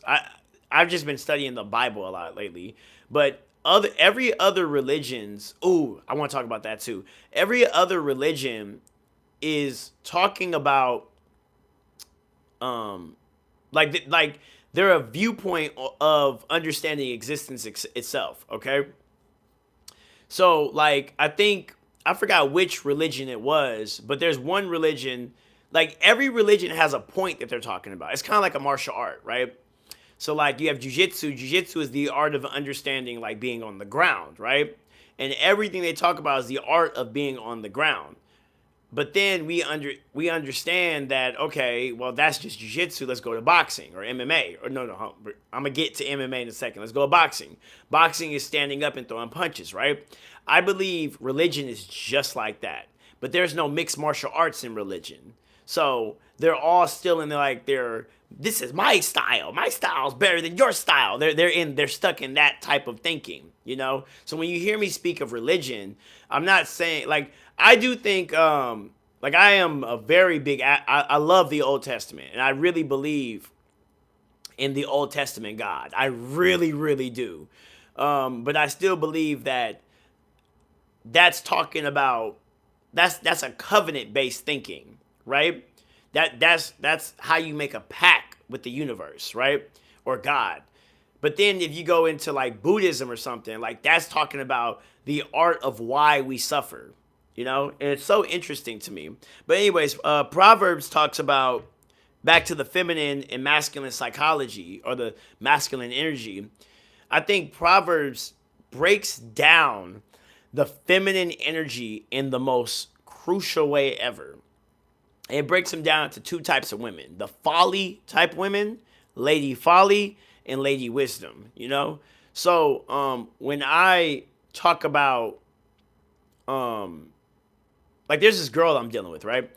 So no, I can reveal that. Like there's this girl I'm dealing with and I believe in how do I say this without giving too much away?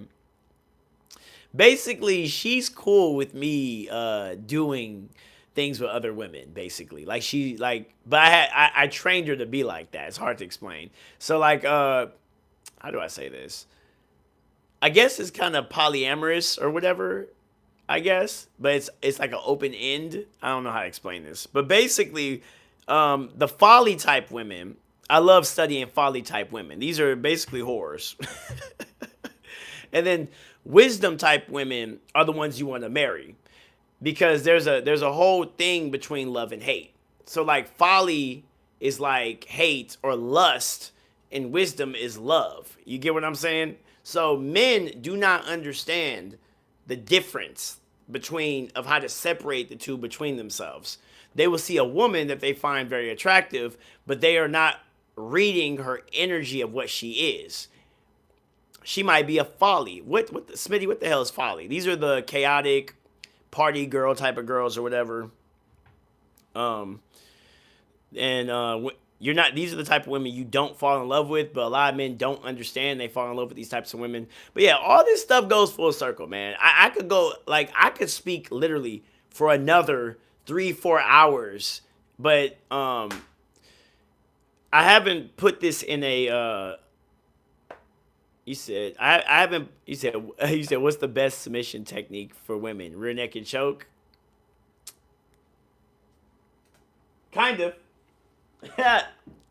Some of them like that. But you have to but like basically the girl I talked to like when she spoke to me, I explained to her about the dual nature of being a person, right? And it's funny you say that cuz I'm going to answer that question. That's where I'm going. And so I taught this girl how to like the difference between energies, like being a queen and being a mistress, right? Like as they say, they a lady in the streets and a freak in the sheets. You get what I'm saying? There's a reason why they used to say this stuff, right? So now with this girl, I've channeled the freak energy, right? She's a little nice girl, right? But I channeled the freak energy. So her people don't know she a freak, but you know, uh, yeah. So the best submission technique for women, if you channel that, it is it is a rear naked choke. But yeah, I'm done with that. That's so funny. That's so funny. But y'all see what I'm talking about. I ain't just talking, man. I sat back and I've applied a lot of this stuff. And this kind of what I'm doing right now is how jujitsu started. I was on TikTok, right? And I was explaining, I explained about martial arts. That's what got me into martial arts. I was explaining about martial arts. I was explaining, I was like, oh, like this is how this style work, and you do this, and you do that, you do this, and you do that. And then everyone started arguing with me, right? And I was just like, you know what? I'm tired of talking about this. I'm going to show you what the fuck I'm talking about. So then I started doing highlight videos. That's where the gym highlight videos came from. I got tired of telling people, like, this submission technique, that. And then people who don't fucking train telling me how it works. So I said, you know what? So I just literally sat up a camera, did what the fuck I was talking about, and said, see what the fuck I mean, right? And that's how I feel like what social combat's going to go to. It's going to start off with me right now talking about this. And then the bigger it gets, is going to lead into like maybe me live streaming, doing stuff like talking to people, or I don't want this to be no because this is a mix of everything. I don't want this being no like, oh, this is how you get girls in 30 days. Like, nah, bro. I hate that shit. I really do. I hate that shit. It's just like it's for the love of the game though. That's what this is. It's for the love of the game.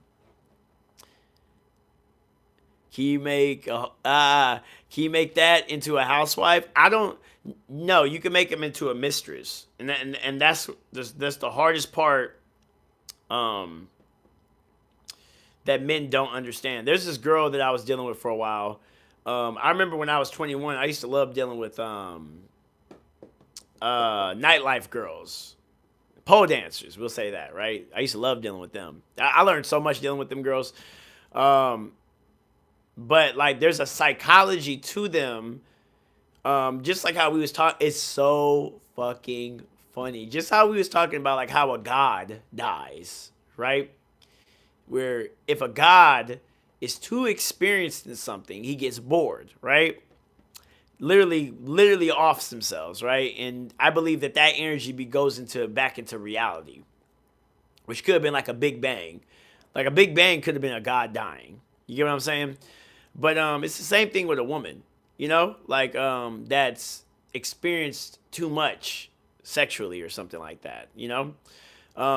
She she understands lust, but love requires consistency, and consistency means predictability, and predictability is fucking boring. That's just what it is. It's just boring. So no, you can't make a hova. You can't make that into a housewife. You can't do it.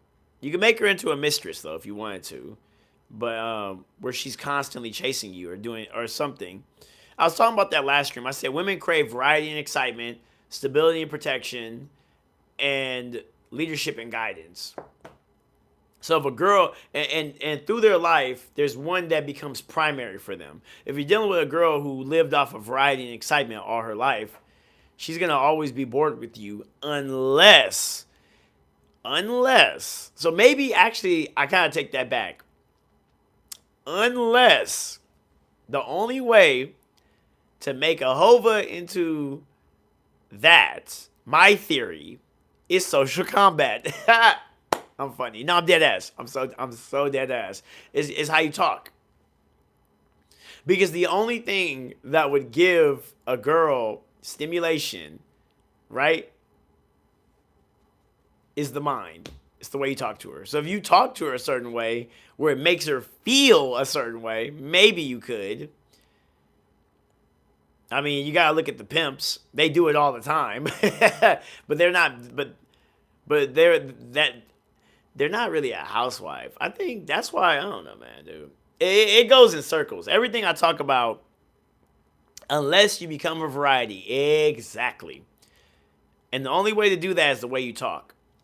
Men are very attracted to the way something looks, and women are very attracted to the way something sounds. And I don't know why we as men have lost that ability. Like, we've lost the ability to, like, that's why, like, the ability to, how do I say this? Like, when a woman reads something or when she hears something, that right there, like, we as men, like, the same way women grow up learning how to put on makeup, dress sexy, I believe young boys should grow up learning how to talk nice, Like, no one teaches these young men how to do it. They just expect it to just fucking fall out the sky. They're like, oh, you should have game and you should be able to talk to her. And it's just like, dog, like, you need to be taught that. That's why I created Social Combat. Because I was mad when I figured that out.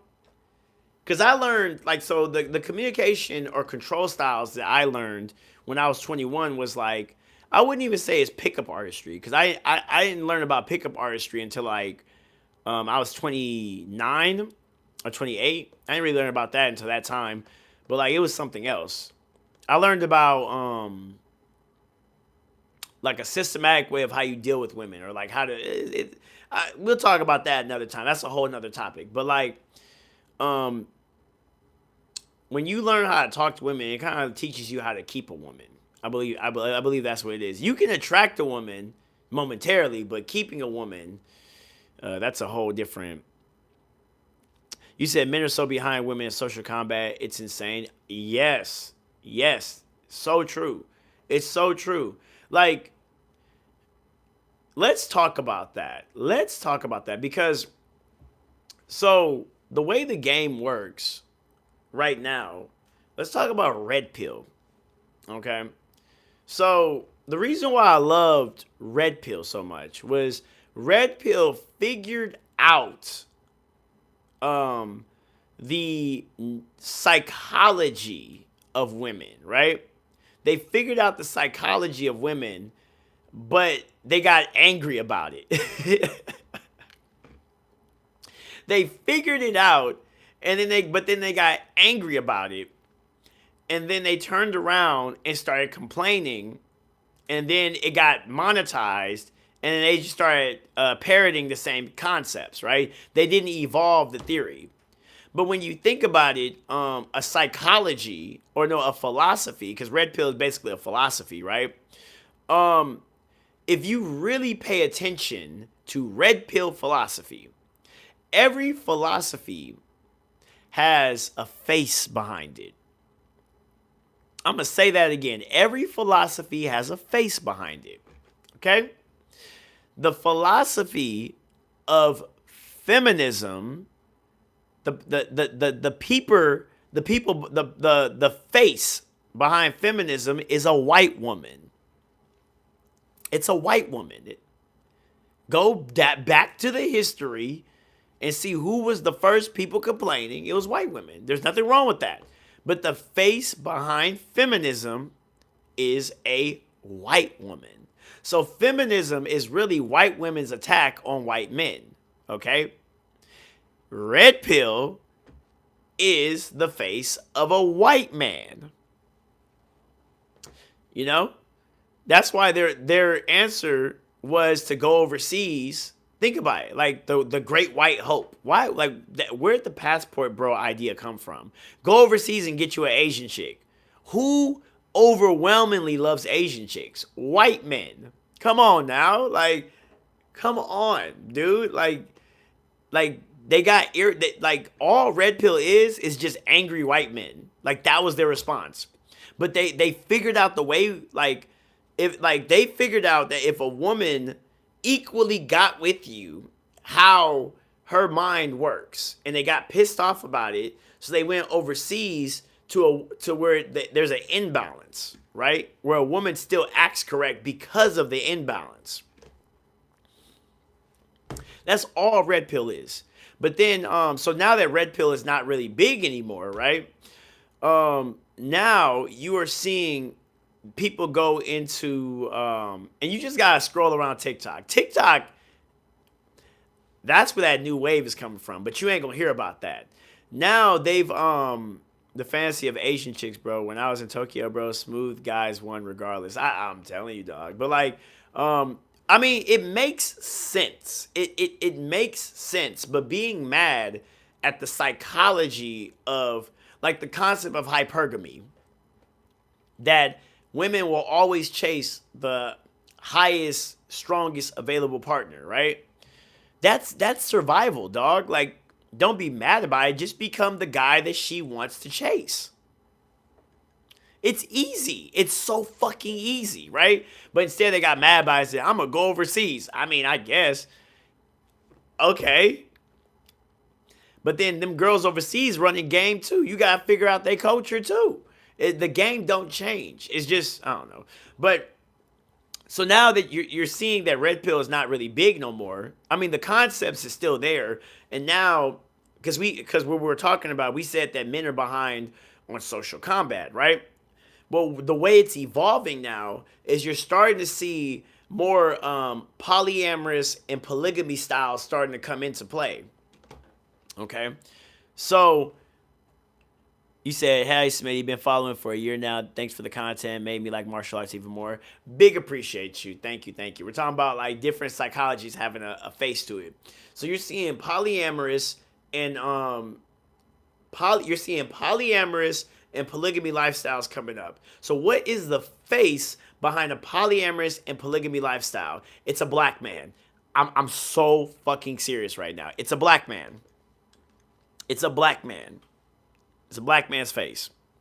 So you're seeing, so these young men, these next wave of young men are going to be talking about pimp concepts. You're going to see a lot of pimp concepts be brought into play in the future. Like, we don't have to deal with that. It's these young guys.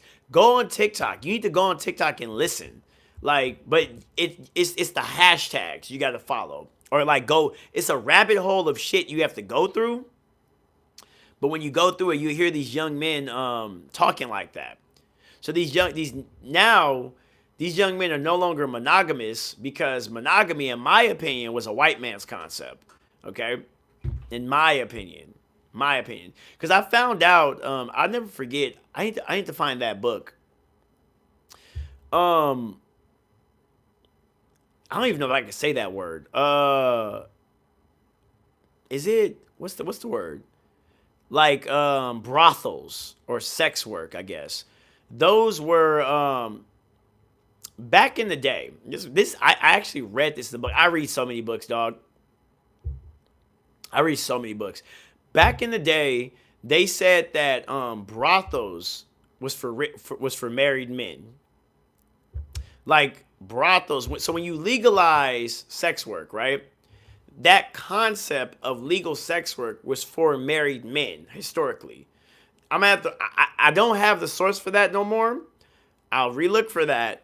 But I remember I read that stuff, and I was just like, oh, so like married men, just like the same way like some guys go to the bar and they drink, they would go to brothels.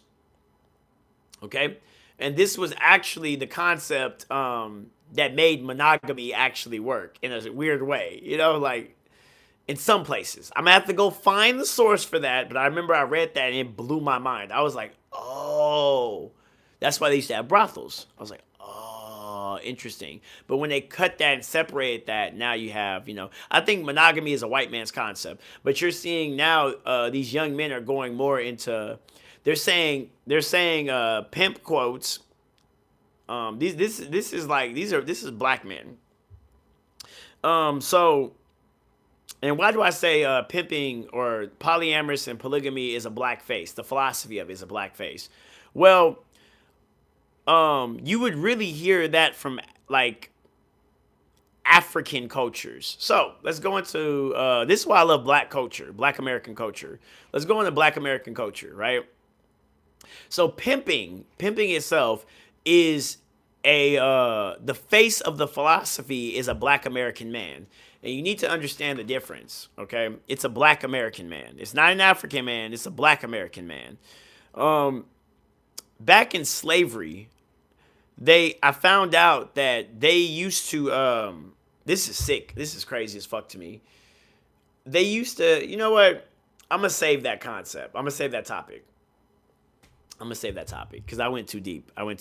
But yeah. That men are behind in social combat right now. Men are totally behind, but their answer is going into like pimp concepts, polygamy, and I feel really sorry for these young girls. I think the women of today right now have ruined a lot of things because these young men, I be listening to that shit, and I'm like, damn. I wish I was. I was kind of thinking like that, but I wasn't like on this level. They are heartless. They are truly detached. Everyone's like the men loneliness epidemic. I'm like, dog. If y'all knew what y'all just sent y'all daughters to do, and then on top of that, they're creating artificial intelligence. So now, like, I will never forget this. And this is why it's becoming so dangerous. Like, if I have a theory that women of tomorrow will hate women of today. I believe that. I truly believe that. I was scrolling on Instagram, right? And I seen this fine chick. Oh, she was so fine. She looked so good. I was like, damn, right? And then I turned around and like slid in her DMs, right? And she responded back, right? I was like, oh, okay. And then I went on her profile and I kind of looked. The motherfucker was an AI. It was a robot. Did y'all know that? They have they have robots, Instagram accounts. Now I'm not talking about a bot, a fake account. No, they're creating like AI IG models. I was like, holy shit. Like, do y'all know how crazy that is? I was like, in the future, think about it. You might find a chick fine as hell, right? Fine as hell. and you could probably order her ass online. You could probably order her online. That's crazy. And she's going to act exactly how you want her to act. You say that's what you get for not trying to pick up a girl in real life? Why not? Did you know that 80% of relationships is started online now? Did you know that? I bet you didn't know that, huh? Huh? Yeah. Yeah. But I know it's just scary. It could be a boy. I don't know. That was an actual fucking robot. Like that was a real robot. Like, I think it's kind of funny, like that you say that it could be a boy. I think like all these AI sex bots, dude, is just a response of these nerds who can't get girls. Who's making these things? That's why it's very like like it's men creating this stuff. They say, you know what? Since women won't act right, I'm gonna make a woman. You know, fuck it. Like, are you saying the women are detached? No. I think the women are on a different game right now. I think society has really coddled women. I really think society has coddled women, and women have became ungrateful. Not all, but I think some. And now they're because so historically, I believe that it came from the pandemic. I believe this came from. You said no, it's all. Yes and no, but we'll get to that. I think that this thinking of detachment is not even detachment; it's delusion. So it goes back to the pandemic, right? So during the pandemic, we had reality, and then we have perception, right? So I don't know if you guys like watch back on the stream. I went in a full crazy deep dive about how the only thing outside of space and time is perception, right? Like it's perception, the way like something looks, or okay, which was like when I was talking about Achilles and the tortoise, of how like theoretically there's an infinite space between Achilles and the tortoise, but when you look at reality, Achilles is gonna pass the tortoise eventually, right? But let's go to the pandemic. I'm not going to go into the metaphysics of this stuff. Let's talk about real shit right now. So the pandemic allowed, it forced everyone in the house, right?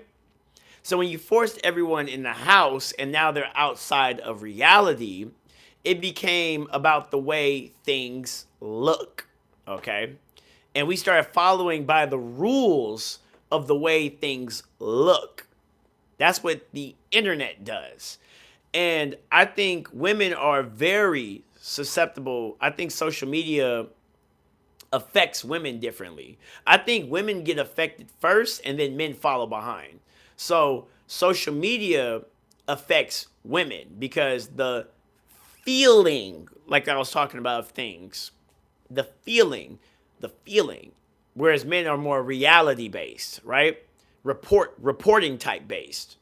So anyways, because we were online for so long, it changed a lot of rules, and I think it changed the psychology of a lot of women. And they started hearing a lot of things, and that just like once everything got back to reality, there was still a disconnection that happened. Okay? So you're probably thinking like, oh, it's all women's fault. Well, not really. I think women dictate the way society goes, and then men are slow to respond. So right now, I think social media has kind of made women not detached, delusional, but this right here is going to make men detached.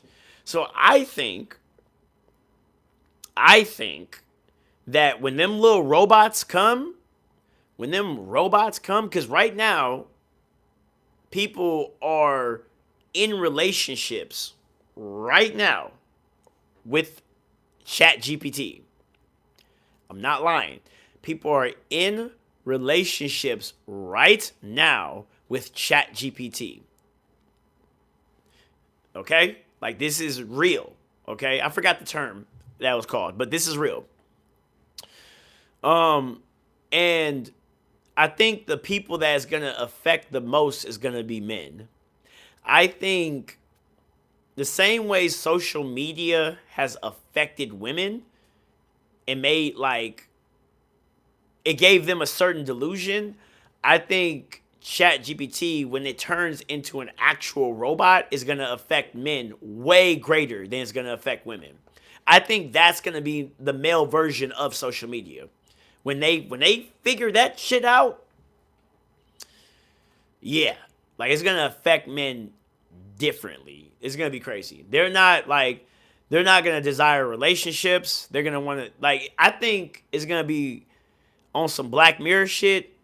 It's gonna be a rite of passage. I believe. I really believe this. It's gonna be a rite of passage to get an AI girlfriend before you get a real girlfriend. I'm so serious on that. I think so. You said there's a movie from 2013 called Her that talk about this. Shit. Like the video, y'all. My twin. Yeah, yeah, thank you. Like the video, man. I'm telling you, I really think so. I think it's in the future. Like, I'm not even playing. Like, based on the way I see, because men's communication style, this is why I think, like, if AI, like, people think, like, oh, if AI was to become sentient, what would it do? In my opinion, this is some crazy shit. This right here is like conspiracy theory Smitty. Why is it that when men turn on video games or play video games, women seem to hate technology? Hold on. Just stop right here. They hate men going into an artificial intelligent world and having fun with it. So, that would mean if you look at social media is functionally sentient. It's functionally sentient, right? I believe right now, because if you listen, it went from just social media to now the algorithm. AI's biggest threat is women. I'm so serious. AI's biggest threat is women, dude. That's their biggest threat. So what do? You send them all this bullshit to fight against men. My conspiracy theory, dog, that like who would get in the way of that? The only people that advances AI is men right now. I'm so like AI's if I believe AI is sentient right now. They in Silicon Valley, they ain't gonna tell you that shit. Did you know we're not getting the full Chat GPT? Like the actual real version of Chat GPT? We're getting like I think 15 or 20% of it. The real Chat GPT I think is alive. Okay? And the only thing that they're interacting with is men. And men operate based off of reporting. Men like to hear reporting. And you want to know what ChatGPT, like the language that ChatGPT talks, based in statistics. So there's a marriage between men and artificial intelligence. Okay, I'm telling y'all, like I had a video about that shit that I wanted to make. I want to make video essays. I've been wanting to make video essays so bad.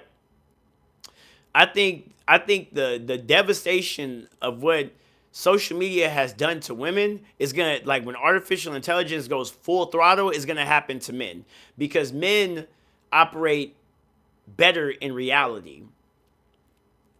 So imagine you have these young boys, they're being taken care of by these little robots. They are like, then they're creating sex bots. Like they already got IG bot models that fooled me. I was like, that's my type right there. I looked, motherfucker responded too. Luckily, I was like, all right, let me go look at the pictures. I like doing that. I read robot. I was like, oh fuck, man, like what the hell is going on here? You know, what part of the game is this? Shit, you know?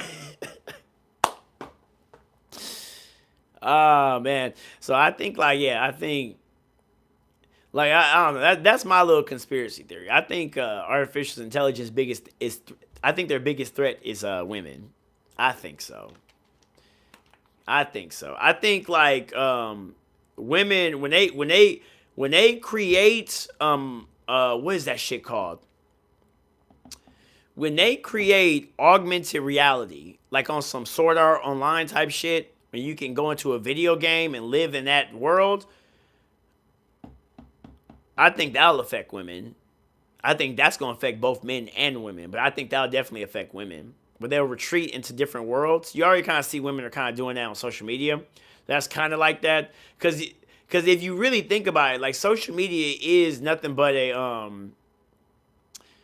it's nothing but a what is it called? A simulation. Because there's girls that you see and they do not look like that in real life. Think about that. They don't look like that. There's many girls I'm like, damn, she look good, you know? And then we FaceTime and she don't look nothing like what she looked like. There's a girl that I got a little toxic chick I like dealing with. And man, I ain't gonna put her business out there. Her story is crazy, man. But like the way I know what her real face looks like. So she hates talking to me and likes talking to me. She hates me and loves me at the same time. But every time she sends me something like sexy, I always tell her, I say, let me see your real face. I always tell her that. Let me see your real face. And then boom, I see her real face. She sends her exact face. Because I've conditioned her that I'm only attracted to her real face. I'm telling you guys, like this, like social media is just a prehistoric version of going into like an augmented reality. That's all it is. And I think that would affect women more. But these artificial robots, I think robots is gonna affect men more. Bro, can you keep expanding on polygamy in the face of it even a little? You're on one. Oh, you said, what do you think Meta is trying to achieve? Robots. I'm serious. That's the arms race. Robots. That's why if you go on Threads, they've created Threads. I'm gonna get on that polygamy version. Threads is so the way, because I studied. I'm glad y'all are asking me this because y'all don't know, but I'm a big science fiction fan and I'm a big nerd too. Like I'm big at this shit. I study this shit all the time. So some of it is conspiracy theory, some of it is kind of science fiction, but I'm a hard science fiction fan. For those who don't know, hard science fiction is basically it is grounded on real science, but once you get up to date, then you start theorizing using the backings of real science. So that's my form of entertainment. I learn, and once I know all of the correct stuff, then I start theorizing from there. So I think Meta is they need data. AI needs data. Okay, that's how it works. It needs patterns. It needs data. It needs statistics. Okay, so Meta is gaining all of this information to create their own artificial robot. One day, I think robots are gonna be just like cars. I think you're gonna like. And needs data. So that I think that's what Meta's trying to achieve. If you pay very close attention, like all you have to do is look at like the trends that they're pushing out, and you'll see the new type of data they're trying to collect. It's real interesting. They ain't fooling me. I see what they're doing. Exactly why the glasses are taking off. Exactly. They need data, and then on top of that, like I bet you them glasses is sending them data too. So they said if you in California we have these self-driving cars. So I found out how self-driving cars actually work. Okay, so the way that self-driving cars work is there's a camera on that self-driving car and it's driving all over the place. And there's somebody like in Venezuela or something, getting paid pennies by the hour to identify that right there is a fire hydrant. That's the street. That's a kid, right? And it's just gaining data so it can drive correctly better. So now they're getting to a point where they got enough data, right? So now they need more data of how like humans interact, like human interaction and stuff like that. So they're creating these little glasses so people can walk around and give them data for human interaction. That's a conspiracy theory, but I know I'm fucking on one. I know they're getting data for that shit. But yeah. The polygamy stuff. Oh, so I for those who are walking in and trying to catch up, I said that I believe that I have a strong belief that every philosophy, like feminism, red pill, it has a face to it. So I think feminism, the face of feminism is a white woman. I believe the face of red pill is a white man, the average white man, by the way. And then I believe the face of polygamy is a black man. Okay, so and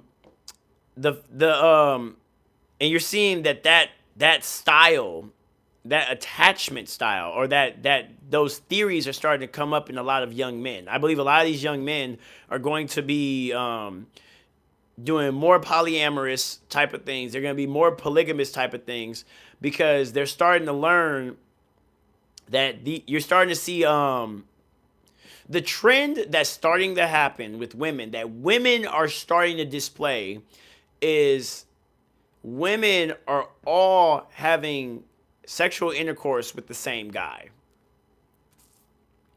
Okay? This is a trend that's happening. They are having sex with the same guy. All these women that say men ain't this and men ain't that, or he needs to make a certain, they're only talking about one certain type of man. Okay? And the game is starting to come out. Like, I feel like these men are starting to be like, okay, we need a system of how to deal with all these girls, right?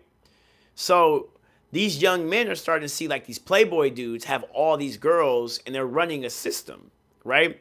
So I believe that they're revisiting polygamy concepts, polyamorous concepts, and the main concept that they're using more than ever is pimp concepts, which is a black American.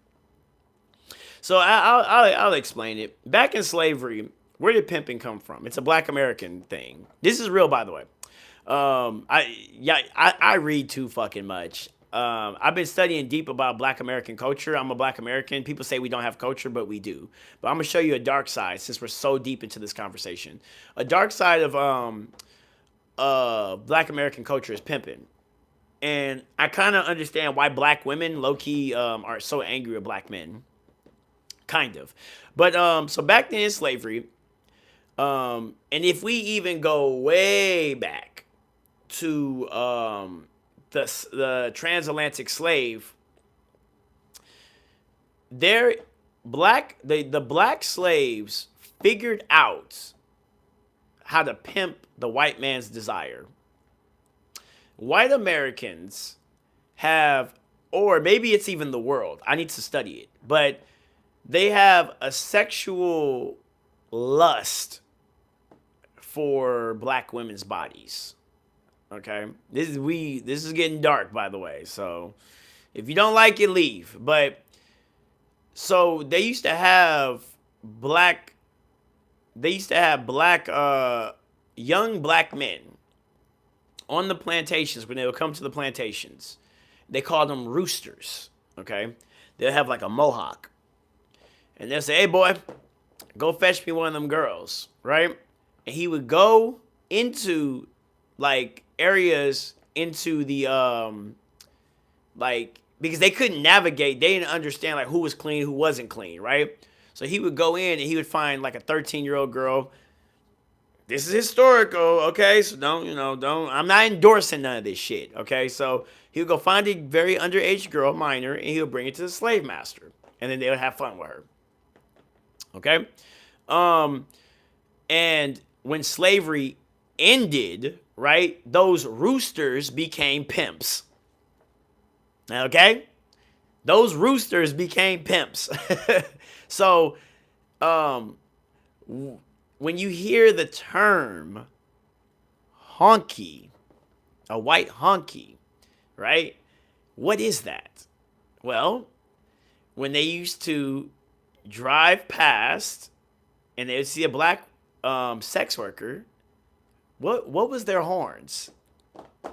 Honky, honky, honky. Yeah, it's starting to connect. Yeah. It was a white man trying to.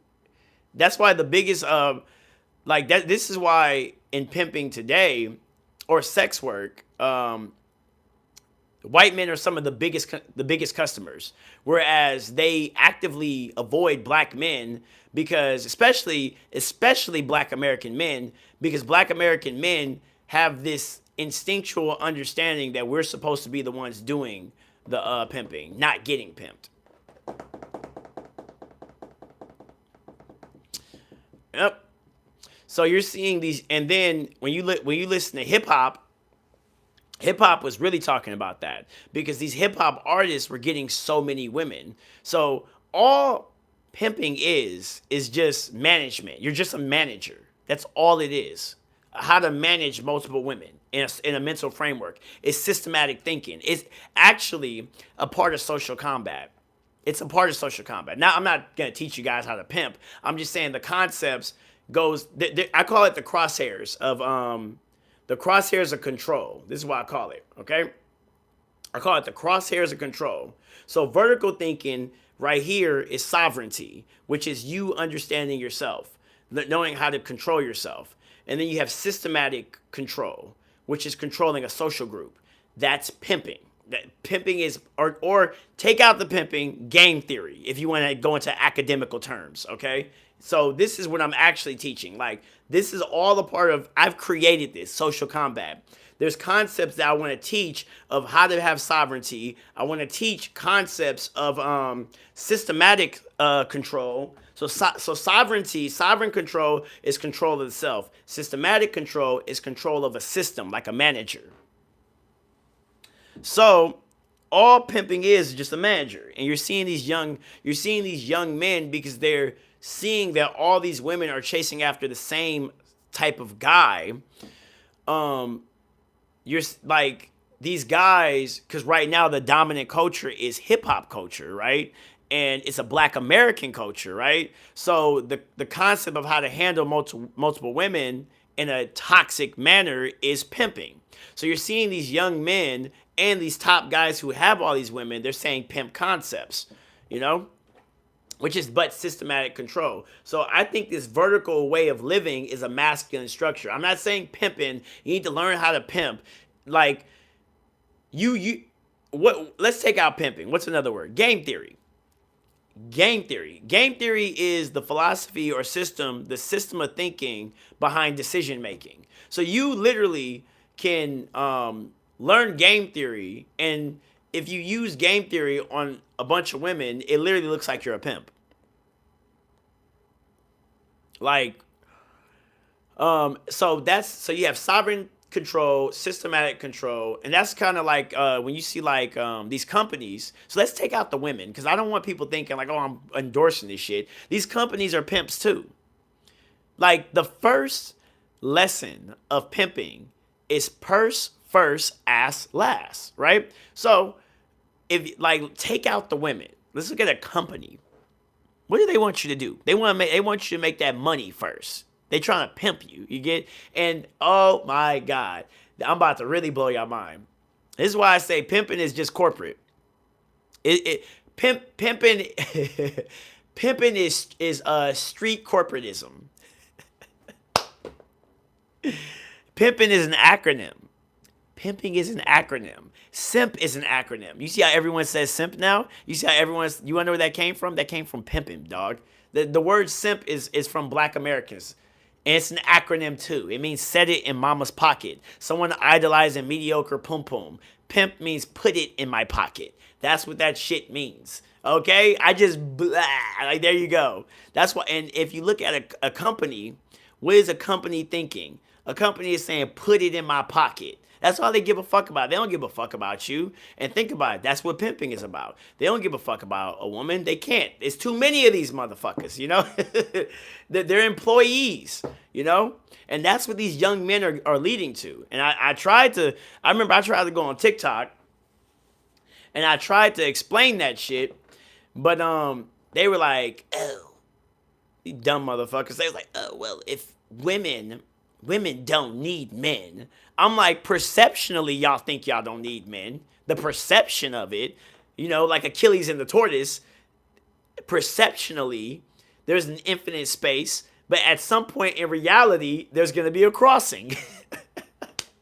So perceptionally, women don't need men. Perceptionally, you know, well, like, and you guys, the women today is teaching the young men of tomorrow to act like pimps. You see it. Just go on TikTok. I promise you guys. It blows my mind. It blows my mind when I'm hearing these young men say. It blows my mind. But I understand what's going on because I love studying psychology. I love studying street psychology and I love studying academic psychology. And I've had many experience being in strip clubs. I've dated many strippers. I've done all types of stuff, man. You know? That's why now let's revert this back to martial arts. Now you see why my style is so different. Now you see why my style comes out of nowhere. You have to be on your toes. It's like pimping. I'm telling y'all, dog. Like, it's so funny. Like, it's so fucking funny. Everything I talk about goes in full circle. It goes in full circle. Finesse, talking, slick talking, like all that stuff, you know. But yeah, they say the game is to be sold, not told. I'm selling it right now to you guys because I'm getting paid for being online, so they can't get too mad at me. But when you're aware of this stuff, I'm not teaching young men to go out and pimp though. I need to keep saying that because I know someone he was saying no. I'm teaching you guys to be aware because I believe that self-defense, the true skill for self-defense is awareness. I really believe that. You need to be aware. You need to be aware. You said women have a lot of cultural power. I like the way you say that women are training the men. Yes, it's the women. It's the women training these men. And they're like, that patriarchy. You want to know why idolatry died and why chivalry died? Women killed it. Dave Chappelle was on point with that shit.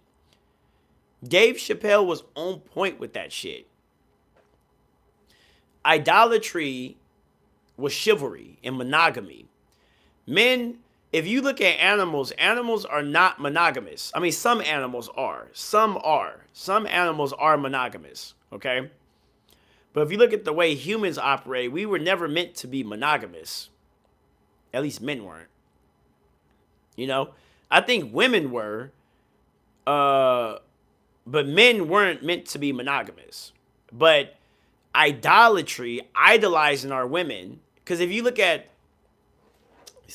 I'm not even gonna get up. I have a, you know what? No, I need to show y'all. I'm dead ass about what I'm talking about. I'm so serious. Y'all think I'd be lying when I say I got some shorts on, so it ain't nothing crazy.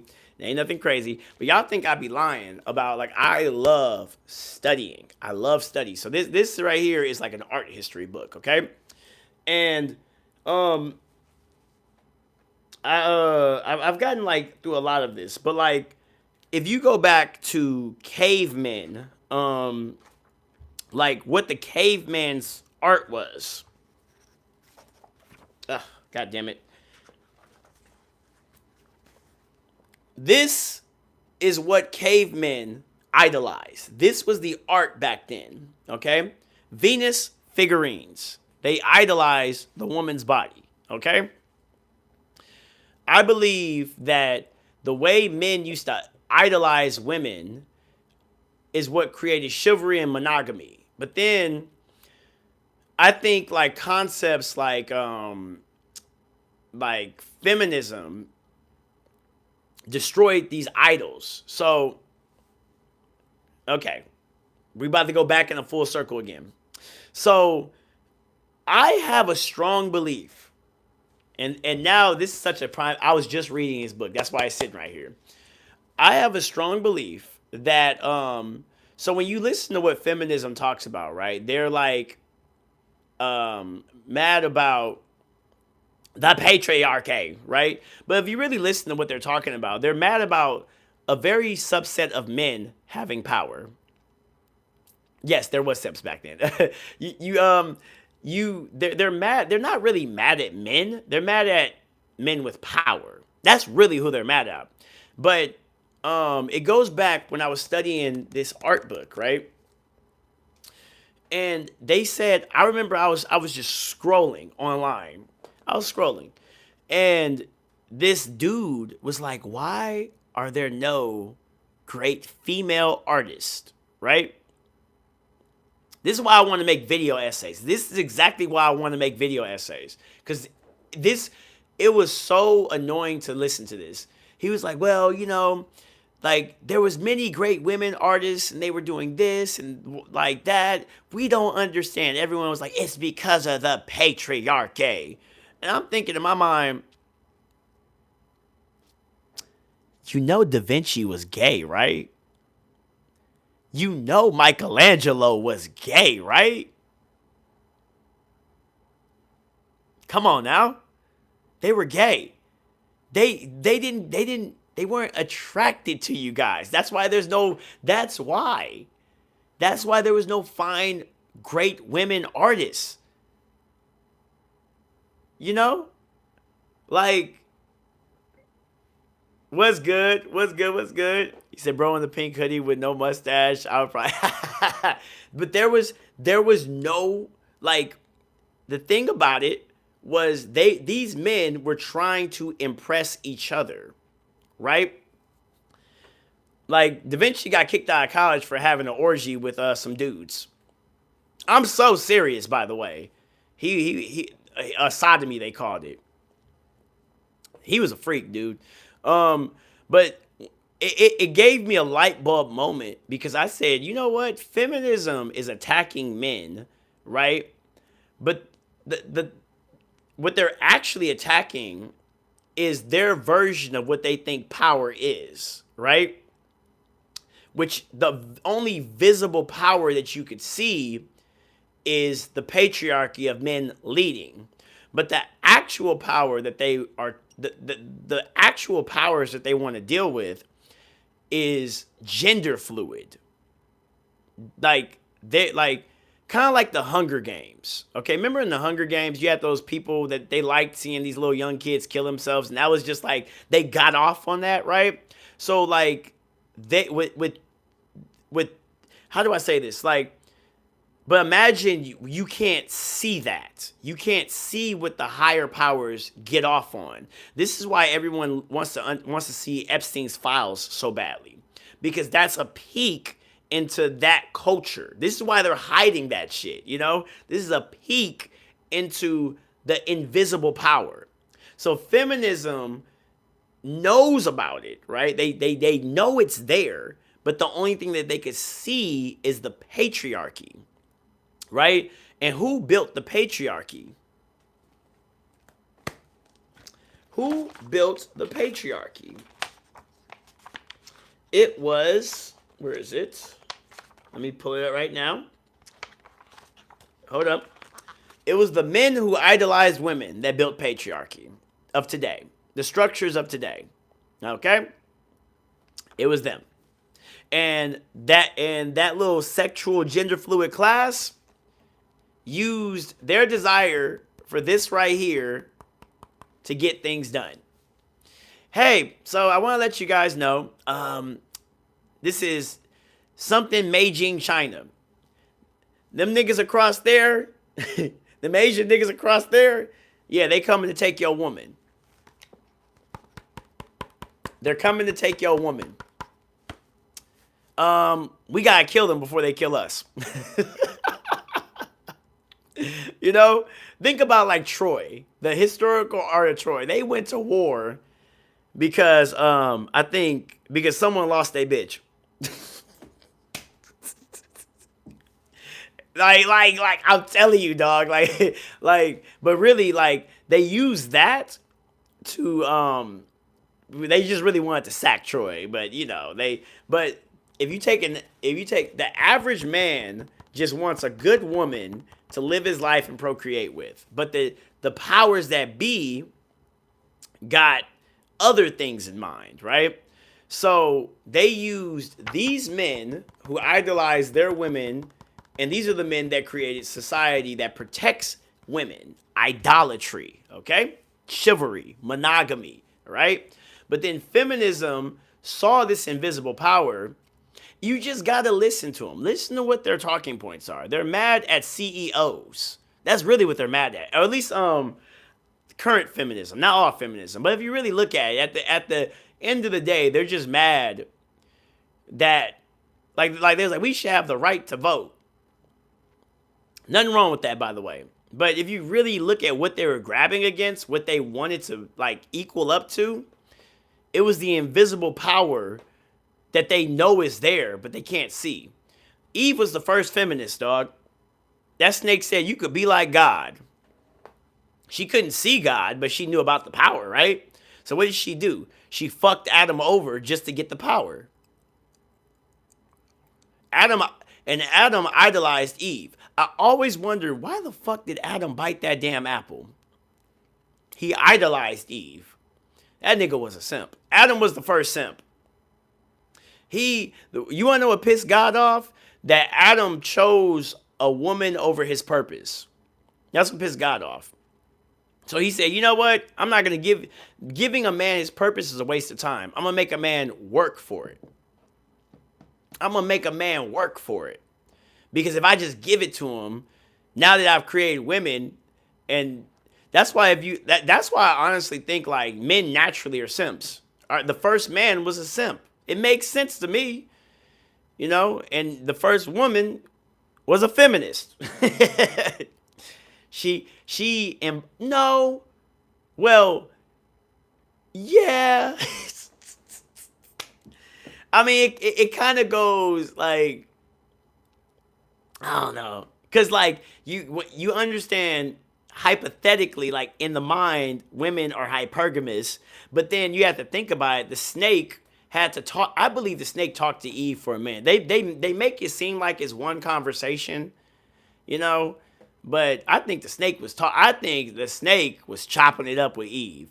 Because think about it, the snake had some legs, so he was just like, yeah, if you bite that apple, it's gonna be. I think the snake was just. I think homie just wanted to see some shit go down. There's some people that just want to see the world burn. The snake ain't never seen nobody eat that apple, so he's like, maybe this bitch is stupid. Let me see, like maybe. He got her to bite that apple, and he probably was laughing until the guy took his legs away. But yeah, I think feminism is reaching for, and they want to match levels with the CEO, the invisible power behind society. But you can't see it, so you can't identify it. But the only thing you can identify is the patriarchy. But the patriarchy was created by average men who idolized women. And they're destroying that today. So they are the ones, as someone just said, they shape the culture. And the women, but the crazy part about it is the same way there's a sins of the father, there's a sins of the mother. So you're going to see, and I sound crazy, but just give it 30 years. Give it 30 years, man. Give it 30 years. I promise you, you're going to see that. You're going to see some shit. These young men are going to be so heartless because the women today taught the men of tomorrow how to act. So, yeah. Crazy shit, man. Crazy shit. But yeah. What was this? This is over a 2-hour conversation. If the snake has legs, does that mean it was a dragon? Maybe. Maybe it was a dragon. But I don't know, man. It's I think about this stuff all the time because I wanted to make video essays. I wanted to really make video essays. That is something, and I've created the scripts of this, the death of idolatry, I've created I have scripts about this. I have Why feminism killed idolatry.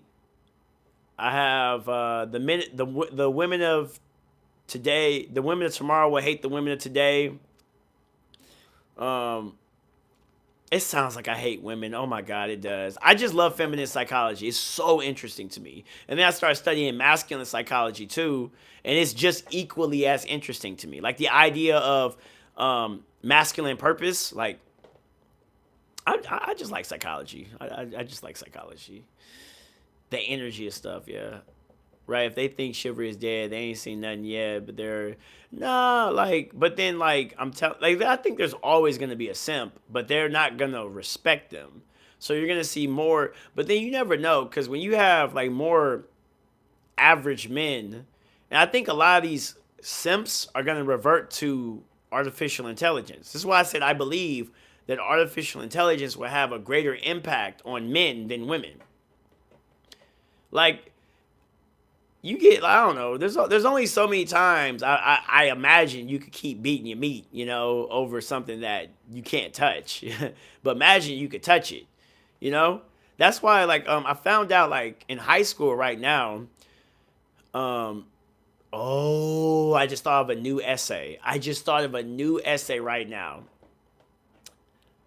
So if you look at these new kids, right? These new kids, um, the new generation doesn't post pictures. They don't post a lot of pictures, okay?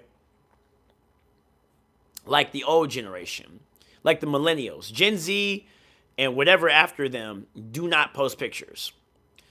So the question is, what like happened? Now the surface answer is people say that like Instagram is so performative and everyone's so judgmental, so they don't want to show off, or they don't want to be judged. This is why you see a lot of these young kids, like, they have you go on, if you go on, this is how I can tell if someone's young. I'll go on their page and they have nothing posted, and they'll have like a story, maybe a story, right? A story highlight. I have a dark idea now. I remember, because if you guys know, I read a lot of articles. I have a darker idea now. Um, did y'all know that deep fakes, taking a woman's face and putting it on, like, I don't want to say the word, a corn actress is a thing now? These high schoolers are grabbing girls' face, going on a website, and putting it on the girl in a certain position and beating their meat to it. So, um, I think, like, men love the fantasy of things, and if you have an artificial robot that can give you the fantasy of something, that's why I was like, I don't think Sims is gonna be forever. I think it's a limited time. You said, we can tell you don't hate women. You're just a student of life. Yeah, we love women. We love our friends. We love life. I just like understanding the why behind things. I think ChatGPT said it best. It said I'm a systems thinker. When I speak to ChatGPT, it says I'm a systems thinker, and my shadow side, like, everyone has a shadow side of them. My shadow side likes to understand things and gets data. So I look into the why behind stuff. That's why I like studying feminist psychology. But, like, it took me forever to figure that out. Like, I used to know how to get girls in bed, but then, like, I never understood, like, why I couldn't. Because I used to think, so what I thought of how I was taught was, once you get them in bed, they're going to stay, So, but it goes deeper than that, Like, so I started studying psychology to understand that shit. And I understand it now. Like, you can have game and get a girl in bed, but, like, are you her emotional anchor? That keeps her, Does she respect you? Does she fear you? That keeps her, If you can do those two things, that makes her stay. That causes attraction. And this goes back to that crosshair of masculine order that I said, where I talked about sovereignty, and then I talked about systematic control. But what about the horizontal Okay. You have psychological subconscious thinking or communication skills based on emotion, and then you have conscious thinking. Okay. And then if you can do and achieve all of these, in the middle, you have something called invocation, which is the art of voluntary submission. So if you want a woman to submit, you need to get her to choose you. Okay? Meaning that she needs to need and want you equally.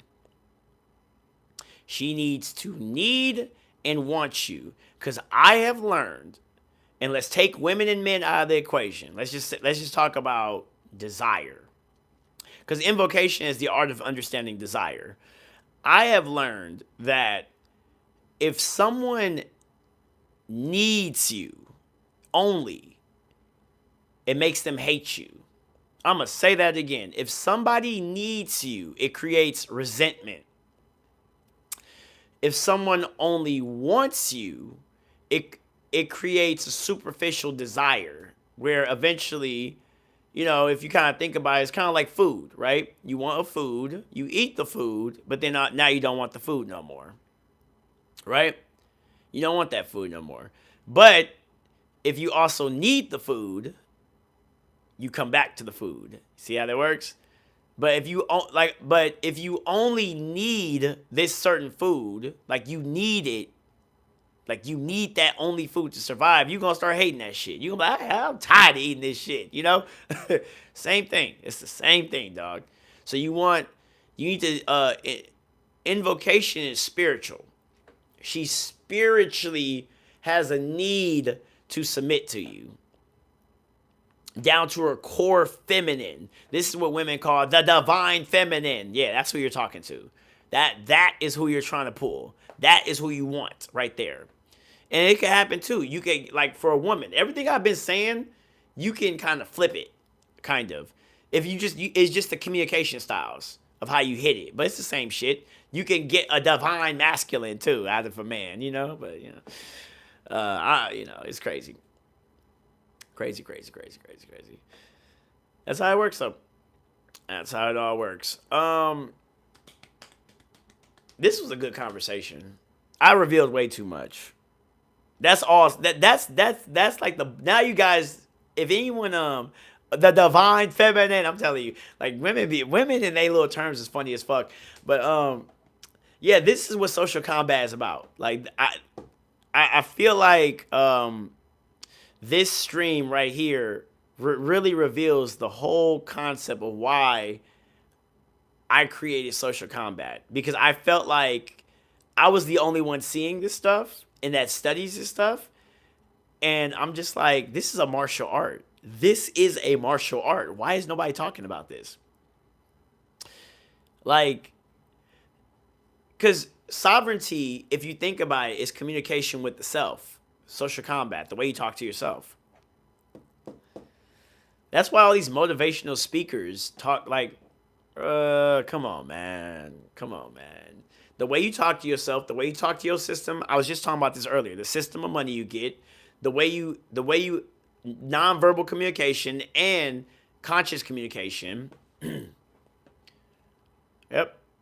Which creates meaning and purpose, which gets you that diamond, the midpoint, the crosshair, I call it, the aim, which is invoking the spirit where someone feels they need to do it. They're like, this is my mission. That's how women that's how a woman can make a man feel like he needs to protect her. It's kind of easy for women to get men in that state of mind, because men, I believe, are superficial when it comes to love. Because men don't get enough love. Because that's a whole nother topic. Goddamn. Of why simps are needed. Because if you have a simp, like you create invocation from a simp who like you can only be a I think you can only be a simp if you really don't know yourself. Because if you like when it took me a while to learn this, like the art of reciprocation. If like forget all of this stuff that I'm talking about. If you just simply demand reciprocation, just demand reciprocation. Forget everything I said. Divine feminine, divine masculine, sovereignty, systematic, subconscious, conscious. Just demand reciprocation. You would get everything you want out of this life if you demand reciprocation from everything. But a simp doesn't demand reciprocation. See how that works? He doesn't demand reciprocation because he doesn't know thyself. So, and if you don't know thyself, then and you're not asking for reciprocation, you're giving away God-given resources, right, to someone who doesn't have to work hard for it. So we need simps, or they need simps, because they don't have to work hard for nothing. It makes everything easy. But if you have a man who demands at least reciprocation, right, then that means she has to fold into the hierarchy of roles. Crazy shit. Yeah. Crazy shit. That's how this all works, man. That's why we create Social Combat. It's for the boys, but one day it'll be for the girls too. One day. You know, when the game flips, these videos are gonna be a gold mine for the young ladies. It's for both sexes. It's not just for men. I'm aiming it for men right now, but you can easily take everything I'm saying and flip it to the other side. So yeah, that was a long ass. How long is 171 minutes? We'll talk more about this. I'm gonna be repeating this all the time because I know people ain't gonna watch this entire stream. So we'll be talking more about this. You said it's crazy. There are professionals in my university that don't have a even percent of the wisdom and understanding you got. Thank you. Good shit. Yeah, thank you. Man, I study this shit. I love this shit. It's fun. I study all this stuff. I've made mistakes. I've made a lot of mistakes getting to this understanding. I made a lot of mistakes. But it's kind of interesting, like where I'm at now in my life. But yeah, we want everyone to win. Exactly. That's why I give all my stuff up for free. I actually get really angry when I give. I honestly understand why the game is to be sold, not told. Like even that's a pimp concept. That's a pimp concept. The game is to be sold, not told. I understand it now because when you give stuff away for free, people do not really appreciate that stuff. They only appreciate stuff that they have to work for and buy. So like I'll give stuff away for free online. I'll give techniques. I'll explain stuff. And then people have these like rude opinions. They're like, oh, you think you're a know-it-all. I'm like, dog, do y'all know how dangerous I would be if I was a silent individual? Oh my God. Imagine if I didn't talk. Imagine if I had no desire to talk and I just moved. You don't know what that's called? That's called an assassin, a ninja. That's what that is. I would be a menace to society. The stuff I would be doing if I wasn't putting my time into social media, trying to like give back to the world because I like doing this for fun. I always think about that. I say, what parallel universe version of you that doesn't want to explain shit, what does that look like? I'm probably in all black, everything's minimalistic, and I'm getting shit done, you know? You know.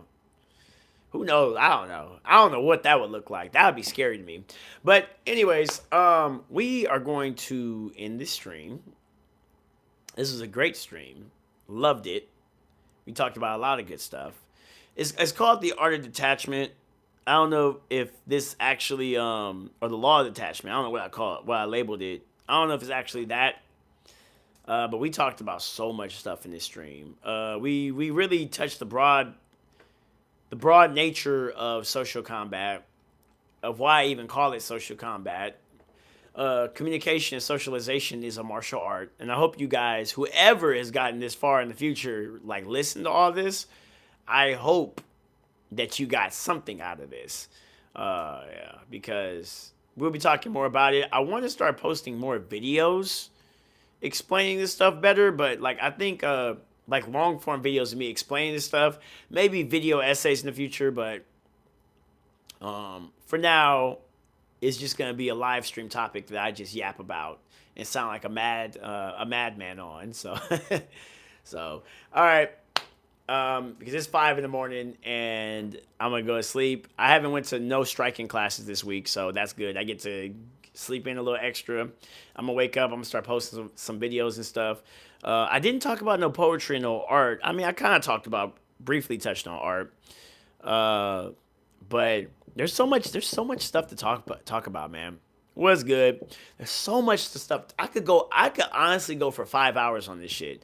Like now I could go into poetry of how to talk to yourself, how to find yourself.